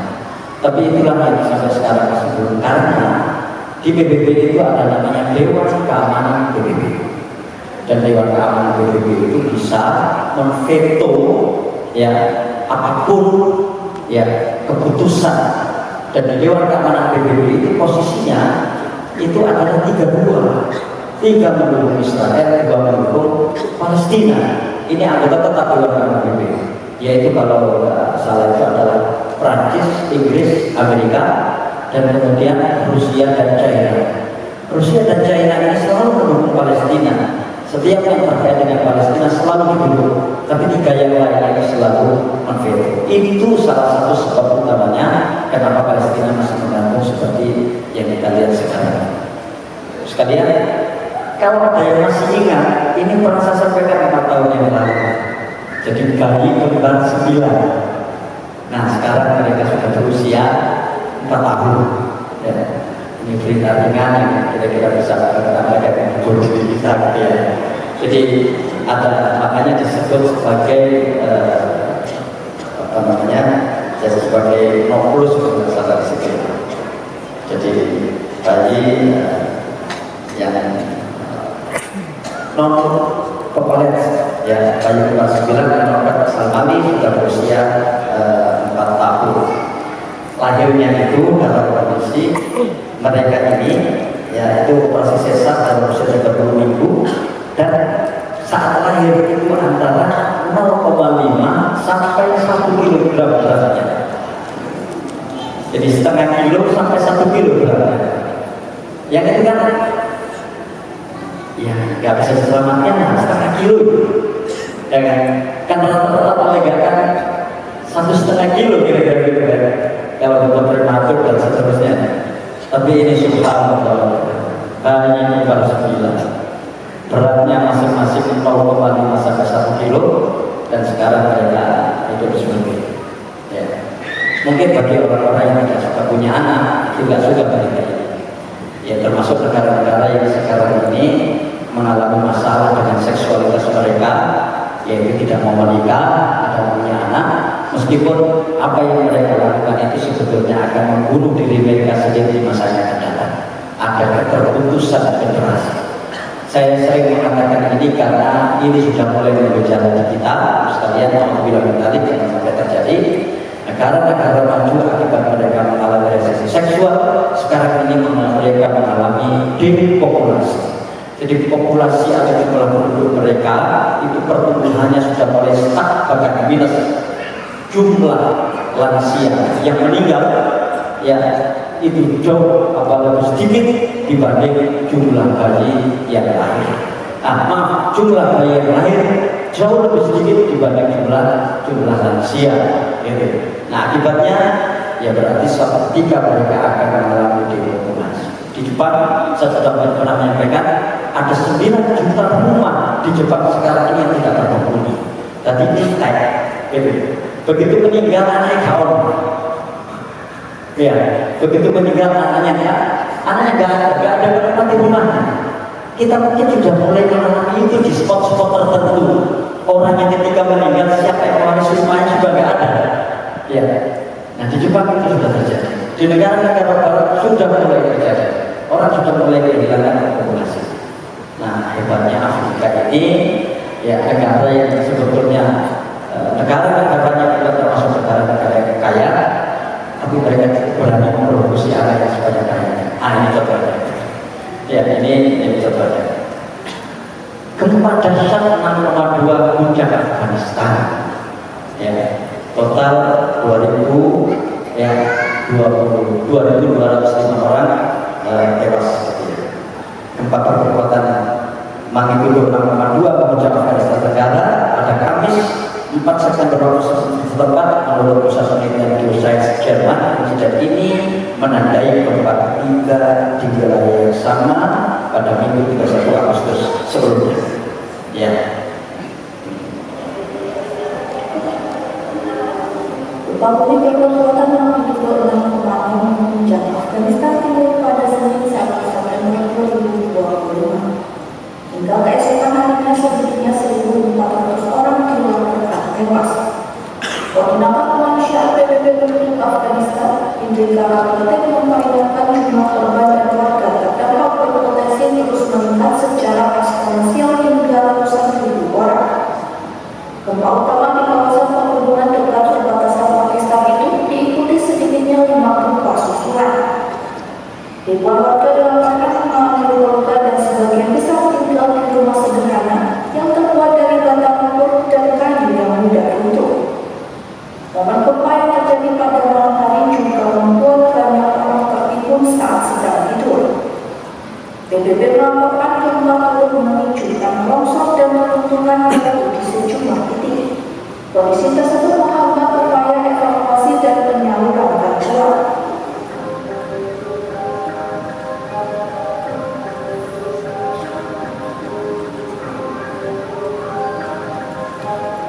Seorang relawan lapangan Hamirullah mengatakan bahwa korban masih ada yang tertimbun di bawah puing bangunan yang runtuh akibat gempa.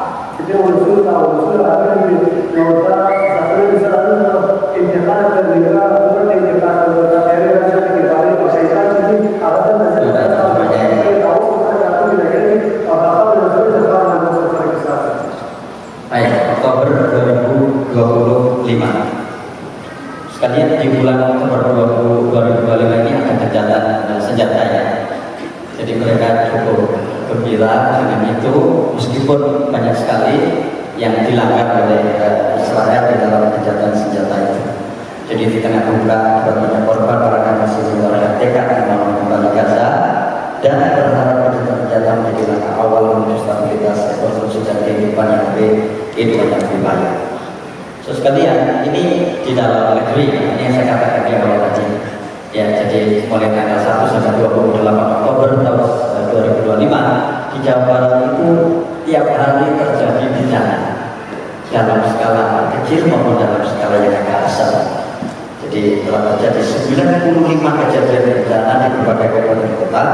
Cuaca ekstrim menjadi penyumbang tertinggi dengan 58 kejadian, disusul tanah longsor, banjir total sekali, kebakaran hutan dan lahan 2 kali, keringan yang melanda kawasan utara Jawa Barat. Dampak dari serangkaian bencana yang besar, 19.962 jiwa terdampak, 4 orang meninggal, 3.650 rumah sementara itu 172 rusak berat, 405 rusak sedang, 1908 rusak ringan. Ini yang saya katakan di awal tadi, ada satu provinsi yang setiap hari terjadi dalam bulan Oktober 2025 itu terjadi bencana. Ini salah satu akibat dari bencana. Gempa besar magnitudo 6,8 puncak Tanimbar, Maluku. Jadi alhamdulillah ini tidak ada korban karena terjadi di laut ini, dan ini tempatnya di tengah, ya. Itu ada 6,8, itulah Tanimbar. Atasnya itu Ambon, atas pojok sebelah kiri itu Ambon. Jadi ini di selatan kota Ambon. Gempa ini dirasakan sampai ke Papua, ya. Tapi alhamdulillah tidak ada korban. Tapi sebagai sebuah berita tentang bencana ini perlu diketahui, dan karena itu dicatat oleh BMKG itu sebagai peristiwa besar, dan gempanya ini juga akan cukup besar. Ya, baik sekalian, di berikutnya adalah November 2025. Jadi ini yang kadang-kadang kita kebingungan. Saya kira kita semua merasakan ini sebagai satu akibat. Jadi racun ekonomi uang judi online capai 1.000 triliun. Ya, judi online, dan judi online itu biasanya diawali oleh pinjaman online atau pinjol. Dan para peserta judi online ini mulai dari kelas bawah, saya nggak tahu istilahnya apa, pokoknya 100 ribuan atau 50 ribuan sampai kelas pejabat tinggi. Alhamdulillah, oknum pejabat tinggi. Ya, ini terjadi. Pusatnya itu di Kamboja. Ya, dan negara kita lihat di situ sekalian, ya. Jadi negara dirugikan sampai berapa? 133 triliun per tahun atau sekitar 8 miliar US dollar, sehingga menjadi ancaman serius bagi kesejahteraan dan stabilitas ekonomi Indonesia. Judi online, ya. Dan ini akan gampang kita jumpai, naudzubillah, dan kalau saja kita menyumpainya secara laporan seperti itu banyak terjadi. Bahkan naudzubillah dari ada oknum aparat gitu ya, juga terlibat, yang mestinya dia harus mengawasi jangan sampai judi itu terjadi. Berapa ini judi online? Penyakit yang sepertinya sulit ya untuk bisa disembuhkan, ya, judi online. Ya karena orang tidak tahu. Makanya naudzubillah jangan sampai terjadi di kita. Tiba-tiba saja anak kita masuk ke kamar membawa handphone dan kemudian kita tidak boleh melihat. Hati-hati. Ya, tiba-tiba saja anak kita sembunyi di belakang rumah atau di mana membawa handphone yang kita tidak boleh melihat. Hati-hati. Ya, pastikan menurut saya, Allah besok ini menurut saya ini, pastikan kita tahu tentang apa aktivitas anak kita tentang handphone. Pastikan kita itu tahu tentang aktivitas anak kita terkait handphone yang dia pegang. Karena para peserta judi online ini sekali lagi mulai dari kelas bawah yang mungkin awalnya cuma ikut-ikutan, tapi kemudian dia ketagihan. Karena gampang, cukup menekan beberapa tombol dia sudah ikut bisa menjadi peserta. Katanya saya sudah tidak tahu. Ya, cukup menekan beberapa tombol, beberapa kali tombol sudah cukup itu judi online. Dan ini bisa merata siapa saja. Dan memang sengaja dibuat seperti ini. Ya, alhamdulillah ada orang-orang yang sengaja merusak mental anak-anak dengan dilibatkannya mereka di judi online. Gak seberapa, tapi bukan masalah gak seberapa itu mental yang rusak apa? Mental judi sekecil apapun itu akan merusak mental mereka. Dan sekalian saya kira ya kita semua dalam hal ini tidak punya kemampuan untuk bisa mengetahui semua apa yang dilakukan anak kita kan. Ya karena itu ya apa yang kira-kira bisa kita lakukan untuk bisa mengetahui apa yang mereka lakukan itu. Ya, dan kadang-kadang kan ada kan tipe-tipe anak seperti itu kan, nggak mau haknya diketahui oleh orang tuanya. ya nggak mau HP-nya itu diketahui oleh kakaknya, oleh siapanya gitu sebagai sebuah privasi untuk dirinya, tapi kemudian akhirnya digunakan untuk sesuatu yang akhirnya menjadikan mereka celaka. 8 negara siap tangkap Netanyahu atas aksi kejahatannya di Gaza. Jadi ada di mahkamah internasional namanya ICC, ya itu adalah sebuah lembaga peradilan dunia yang biasanya menangkap para penjahat kemanusiaan. Dulu kita masih ingat ada perang Bosnia Herzegovina itu yang diperangi oleh Serbia. Itu kan ada pemimpin Serbia yang kemudian ditangkap oleh ICC namanya Slobodan Milosevic. Atau yang mungkin baru saja kita dengar ada seorang presiden yang sangat getol memerangi narkoba, tapi kemudian itu dianggap sebagai sebuah penjahat kemanusiaan, namanya Duterte, presiden Filipina. Itu kan ditangkap oleh ICC. Tapi ini sulitnya luar biasa. Ya kita lihat aja dia berani ke tujuh negara ini. Konon katanya wali kota New York terpilih yang Muslim itu juga mengancam kalau dia ke Amerika dan wali kota New York dia akan menangkap Netanyahu. Gitu. Banjir bandang melanda Thailand Selatan, 162 meninggal. Nah, ini agak bareng dengan banjir yang ada di Sumatera. Jadi kalau kita lihat di Thailand itu sekalian, jadi itu ada beberapa banjir di sana yang namanya 162 orang tewas dalam banjir Thailand. Ini di Thailand Selatan, banjir bandang yang diklaim dari bencana banjir terburuk dalam 10 tahun terakhir tersebut melanda Thailand Selatan sejak Rabu. Pusat operasi, nah ini istilah mereka ini. Jadi istilah mereka yang menangani banjir, pusat operasi air pintar Departemen Irigasi Kerajaan mencatat curah hujan luar biasa sebesar 630 mm dalam 3 hari dari 19 hingga 21 November di Provinsi Sebelah. Angka tersebut melampaui rekor sebelumnya pada banjir besar tahun 2010 yang mencapai 428 mm. Ya, ini banjir yang ada di sana. Saya tidak menampilkan videonya, tapi juga kita lihat itu ya, ada orang yang kemudian tidak tahu mengambil apa itu di situ yang setelah ini. Desember 2025, hujan lebat dan banjir bandang hantam California, Amerika lagi. Jadi tadi pertama New York, ya, kemudian setelah itu yang kedua Texas, ini California, tempat-tempat yang cukup praktis di sana.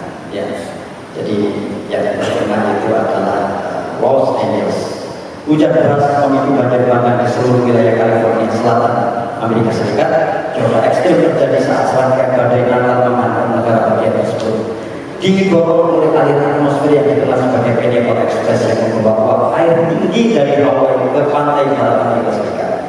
Badai diperkirakan akan menurunkan curah hujan setara dengan curah hujan berbulan-bulan di California hanya dalam beberapa hari. Artinya curah hujan yang biasanya berbulan-bulan turunnya itu diturunkan dalam beberapa hari, kira-kira seperti itu oleh Allah SWT. Pada Kamis pagi, Badan Layanan Cuaca memperkirakan bahwa California Selatan termasuk Los Angeles, kota terpanas kedua di Amerika Serikat, berisiko mengalami curah hujan berlebihan.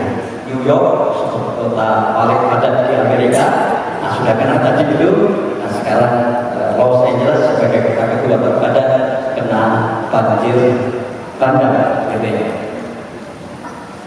Banjir bandang melanda sistem angin tropikal California, Amerika Serikat pada penutupan jalan raya utama dilakukan sebagai upaya darurat mengevakuasi warga setempat dengan cepat.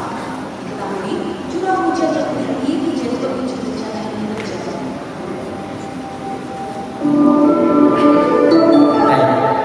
Berikut ini sekalian mengakhiri gitu ya peristiwa-peristiwa yang terjadi deretan bencana di Indonesia sepanjang tahun 2025. Saya tidak komentar apapun, ya silakan inilah fakta yang saya ambil dari Tribun News Network. Ya. Kami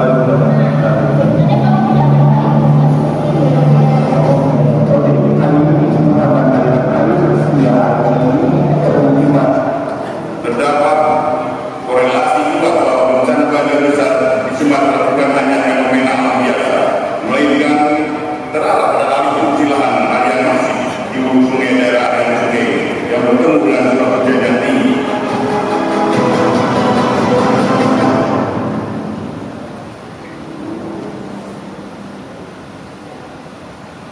Banjir besar tanah longsor hingga gempa bumi dan kebakaran mengurangi perjalanan Indonesia sepanjang tahun 2025. Hampir seluruh wilayah terdampak mulai dari Sumatera, Jawa, Kalimantan, Sulawesi hingga Maluku.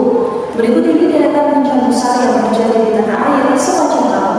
Yang pertama, banjir dan tanah longsor di Pekalongan pada Januari 2025. Bencana ini dipicu hujan lebat berintensitas tinggi yang berlangsung selama berhari-hari. Sejumlah sungai meluap dan merendam pemukiman warga serta lahan pertanian. Tanah longsor terjadi di wilayah perbukitan hingga menutup akses jalan desa. Ribuan warga juga terdampak dan sebagian besar harus mengungsi. Aktivitas ekonomi dan pendidikan lumpuh sementara. Pemerintah daerah kala ini menetapkan status tanggap darurat. Proses evaluasi dan distribusi bantuan dilakukan secara bertahap. Bencana kedua, banjir di Demak pada Februari 2025. Banjir ini disebabkan jebolnya tanggul sungai Depok akibat pasangnya air laut. Genangan banjir berlangsung lama di kawasan pemukiman dan persawahan. Jalur pantura juga sempat terganggu akibat tingginya air. Warga pun kesulitan air bersih hingga sanitasi. Sebagian daerah terisolasi terhadap akses yang terputus. Pemerintah kemudian fokus pada perbaikan tanggul dan normalisasi. Bantuan logistik disalurkan kepada warga yang terdampak. Pada bulan Maret, banjir terjadi di wilayah Jabodetabek. Banjir ini dipicu hujan ekstrim dan kiriman air dari wilayah hulu. Sejumlah sungai besar juga meluap merendam kawasan padat penduduk. Transportasi penduduk dan aktivitas perkantoran terganggu. Ribuan rumah terendam dengan ketinggian air bervariasi. Pengungsian massal terjadi di beberapa titik. Pemerintah pusat dan daerah juga berkoordinasi dalam penanganan banjir ini. Ketinggian banjir diperkirakan mencapai 50 cm hingga 1 meter.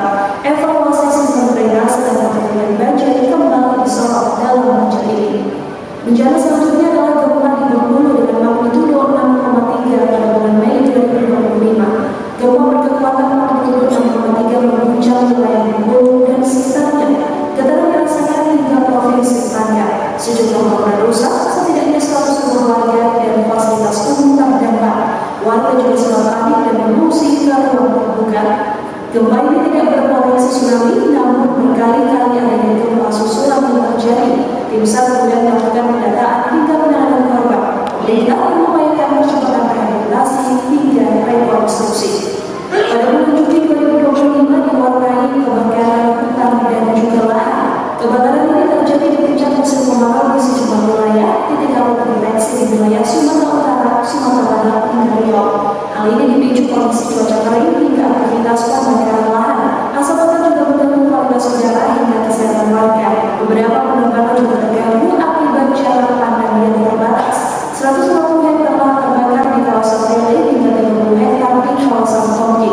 Sebagian besar kebakaran dipicu warga yang memakai kepada kebakaran untuk membuka lahan pertanian mereka.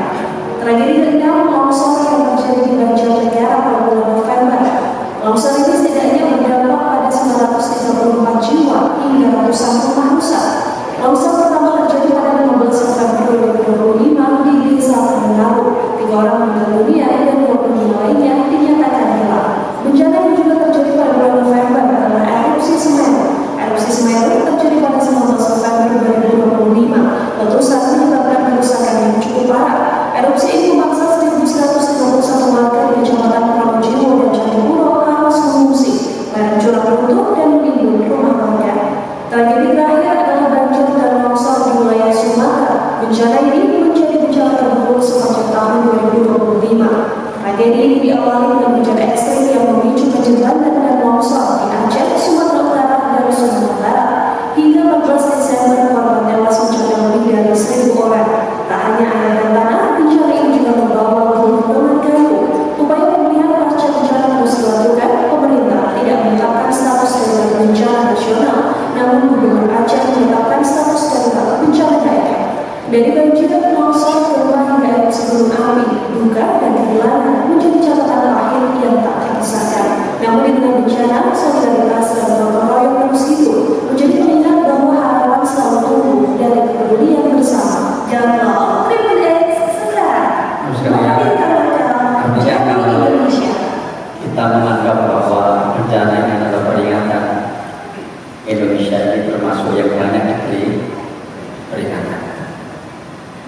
Makanya kalau Indonesia itu adalah kita, dan insya Allah seperti itu, maka kita sebenarnya banyak diberi peringatan. Kalau kita ingat persoalan tentang peringatan ini, sejak awal manusia itu diciptakan, itulah diberikan peringatan. Karena sejak awal diciptakan, manusia itu sudah bikin masalah kira-kira seperti itu. Ini bahasa saya, mudah-mudahan saya tidak salah. Jadi orang pertama yang diciptakan oleh Allah Subhanahu Wa Taala itu adalah Nabi Adam, dan Nabi Adam kemudian Hawa. Dan orang pertama yang Allah Subhanahu Wa Taala menciptakan orang itu dari awal membuat kesalahan. Dan karena itulah persoalan peringatan ini sebetulnya adalah persoalan mendasar yang harus menjadi titik tolak kita di dalam melakukan hal-hal penting dalam kehidupan kita. Kalau kita bicara tentang bencana atau musibah, sebetulnya kata Imam Ghazali itu kan ada tiga. Ya, ada tiga. Mudah-mudahan kita tidak termasuk yang salah satu di antara yang tiga. Pertama, ketika musibah itu terjadi di kalangan orang-orang kafir, seperti yang melanda Fir'aun misalnya, seperti yang melanda Korun misalnya, maka itu adalah azab. Atau seperti yang melanda kaumnya Nabi Nuh, yang melanda kaumnya Nabi Lut, yang melanda kaumnya Nabi Syu'aib, yang melanda kaumnya Nabi Hud, yang melanda kaumnya Nabi Soleh, ya, yaitu Samud misalnya, maka itu adalah azab. Dan berbagai macam bentuk bencana mereka alami sebagai sebuah azab buat mereka. Tanah longsor, tapi tidak seperti tanah longsor pada umumnya. Mana ada hujan namanya hujan batu, tapi ketika Allah Subhanahu Wa Taala berkehendak hujan batu itu turun, terjadilah hujan batu untuk menghancurkan mereka. Ini sebagai sebuah azab buat mereka. Dan itulah yang terjadi di tengah orang-orang yang koma dalam kehidupannya. Siapa yang menyangka tiba-tiba Allah tenggelam di bumi bersama seluruh harta kekayaannya? Ya, siapa yang menyangka Fir'aun dengan otoritas kekuasaannya tidak terbatas saat itu, tapi kemudian dihancurkan oleh Allah Subhanahu Wa Taala dengan cara yang seolah-olah ditertawakan banyak orang, tenggelam di laut merah. Ya, siapa? Tidak ada yang menyangka itu. Maka ketika itu terjadi di kalangan orang kafir, ini adalah azab. Yang kedua, ketika terjadi di kalangan orang-orang beriman, ketika terjadi di kalangan orang-orang beriman yang berbuat salah, yang berbuat dosa, maka itu adalah peringatan agar mereka ini kembali, ya, agar mereka ini kembali. Karena biasanya kembalinya orang ke jalan yang benar itu harus dengan peringatan yang bernama bencana, harus dengan peringatan yang bernama musibah. Ya, sehingga berlakulah firman Allah Subhanahu Wa Taala, "Dzakir fa inna dzikra tanfa'ul mu'minin." Dan peringatan itu tidak harus berupa nasihat. Peringatan itu tidak harus berupa kata-kata. Peringatan itu bisa dengan peristiwa yang tidak diinginkan peristiwa itu terjadi. Hanya persoalannya adalah apakah mereka ingat, apakah mereka merasa bahwa itu peringatan. Itu yang paling penting. Dan karena itulah ayat tadi, sekalian, mudah-mudahan seluruh yang terjadi di kita ini adalah peringatan dari Allah Subhanahu Wa Taala agar kita mau kembali ke jalan yang benar. Dan yang ketiga, kalau bencana, kalau musibah itu melanda orang-orang yang beriman, ya, maka itu adalah tanda Allah Subhanahu Wa Taala mencintainya. Karena innallaha idza habba imra'an ibtalah. Sesungguhnya Allah Subhanahu Wa Taala itu ketika mencintai seseorang, maka Allah akan mengujinya, maka Allah akan memberikan bala kepadanya. Sehingga kalau kita tiba-tiba merasa tidak melakukan dosa, merasa tidak melakukan kesalahan, tiba-tiba ada bencana yang melanda kita, berarti saat itu kita sedang diuji oleh Allah Subhanahu Wa Taala untuk meningkatkan derajat keimanan kita. Kalau kita tidak bisa yang ketiga, jangan sampai kita yang pertama. Alhamdulillah.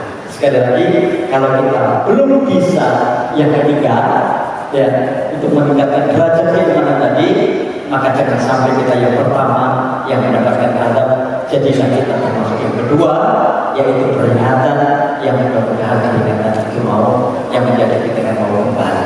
Itulah yang terjadi pada nenek moyang kita, Nabi Adam dan Hawa, ketika mereka mengakui kesalahannya. Allah Subhanahu wa Ta'ala menurunkannya ke bumi dan kemudian berdoa kepada Allah Subhanahu wa Ta'ala di ayat yang ke-23 dan surat Al-A'raf. Waqala, dan keduanya berdoa, Rabbana dzalamna anfusana wa illam taghfir lana wa tarhamna lanakunanna minal khasirin. Ya Allah, ya Tuhan kami adalah hamba-Hamba-Mu yang masih berbuat zalim, berbuat aniaya terhadap diri kami. Seandainya Engkau tidak mengampuni kami, seandainya Engkau tidak merahmati kami, sungguh kami akan menjadi orang-orang yang merugi. Karena itu malam ini adalah malam pertama di tahun 2026. Karena itu mari kita awali dengan berusaha sekuat tenaga untuk mencanangkan, melakukan resolusi keimanan misalnya seperti itu. Bagaimana kita bisa lebih baik secara spiritual dibanding tahun-tahun sebelumnya. Dan karena itu mari kita berdoa, kita bermunajat kepada Allah Subhanahu wa Ta'ala. Mudah-mudahan Allah senantiasa meluruskan langkah-langkah kita, memudahkan langkah-langkah kita, menjadikan kita selalu berusaha berada di orbit kebenaran dan kebaikan, sehingga ketika saatnya Allah memanggil kita bisa kembali kepadanya dalam keadaan husnul khatimah. A'udzubillahi minasyaitonir rajim. Bismillahirrahmanirrahim. Alhamdulillahirabbil alamin. Hamdan yuwafi ni'amahu wa yukafi mazidah. Ya Rabbana lakal hamdu kama yanbaghi li jalali wajhikal karim wa 'azimi sultanik. Allahumma inna nas'aluka bi anna nashhadu annaka antallah la ilaha illa anta al-ahad as-samad alladhi lam yalid wa lam yulad wa lam yakul lahu kufuwan ahad. La ilaha illa anta subhanaka inna kunna minadh dhalimin. La ilaha illa anta subhanaka inna kunna minadh dhalimin. La ilaha illa anta subhanaka inna kunna minadh dhalimin. Allahumma shalli wa sallim wa barik ala nabiyyika wa habibika Muhammadin wa ala alihi wa sahbihi ajma'in. Allahumma ighfir lil mu'minina wal mu'minat wal muslimina wal muslimat al ahya'i minhum wal amwat innaka sami'un qaribun mujibud da'wat fa ya rabbal hajat. Allahumma a'izzal islam wal muslimin wa adhil syirka wal musyrikin. Allahumma ansur man nasara ad-din wa khudhul man khadhalana wa khadhal al-mu'minin. Allahumma ansur ikhwanana al-muslimina fi Sumatera. Allahumma ansur ikhwanana al-muslimina fi Sumatera asy-Shimaliyah.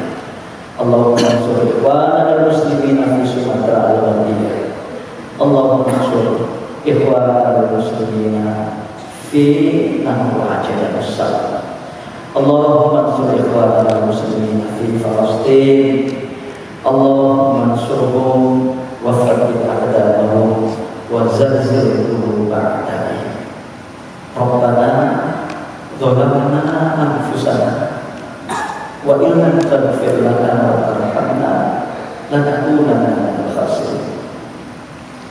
Rabbana ighfir lana dzunubana wa israfana fi amrina wa thabbit aqdamana wansurna 'alal qawmil kafirin. Rabbana ighfir lana dzunubana wa israfana fi amrina wa thabbit aqdamana wansurna 'alal qawmil kafirin. Rabbana ighfir lana dzunubana wa kaffir 'anna sayyi'atina wa tawaffana ma'al abrar. Rabbana alif baina qulubina wa aslih dhata bainina wahdina subulas salam wa najjina minadh dhulumati ilal nur wa jannibna al-fawahisha ma dhahara minha wa ma batan. Allahumma barik lana fi asma'ina wa absarina wa qulubina wa azwajina wa dhurriyyatina wa tub 'alaina innaka antat tawwabur rahim. Allahumma ij'alna syakirina li ni'matik musnina biha wa biha fa'atimma alaina. Allahumma inna nas'aluka salamatan fid din wa afiyatan fil jasad wa ziyadatan fil 'ilm wa barakatan fil rizq wa tawbatan qabla al-maut wa rahmatan 'inda al-maut wa maghfiratan ba'da al-maut. Allahumma hawwin 'alaina fi sakaratil maut wan najata minan nar wal 'afwa 'inda al-hisab. Allahumma qsim lana min khasyatika ma tahulu bihi bainana wa baina ma'siyatika wa min ta'atika ma tuballighuna bihi jannatak wa min al-yaqini ma tuhawwinu bihi 'alaina masa'ib ad-dunya. Allahumma matti'na bi asma'ina wa absarina wa quwwatina ma ahyaytana waj'alhu waritha minna waj'al tha'rana 'ala man zalamana wansurna 'ala man 'adana wa la taj'al musibatana fi dinina wa la taj'al ad-dunya akbar hammina wa la mablagha ilmina. Allahumma la tusallit 'alaina man la yakhafuka wa la yarhamuna. Rabbana atina min ladunka rahmah wa hayyi lana min amrina rasyada. Rabbana la tu'akhidna in nasina aw akhtana. Rabbana wa la tahmil 'alaina isran kama hamaltahu 'ala alladziina min qablina. Rabbana wa la tuhammilna ma la taqata lana bihi wa'fu 'anna waghfir lana warhamna anta maulana fansurna 'alal qawmil kafirin. Rabbana atina fid dunya hasanah wa fil akhirati hasanah wa qina adzabannar. Ya Aziz ya Ghaffar ya Karim wa ya Sattar harrim hadhihi wujuh jami'an. Wa sallallahu ala nabiyyina Muhammadin wa ala alihi wa sahbihi wa sallam tasliman katsiran. Wa subhana rabbika rabbil izzati amma yasifun wa salamun alal mursalin wa akhir da'wana alhamdulillahi rabbil alamin. Assalamualaikum.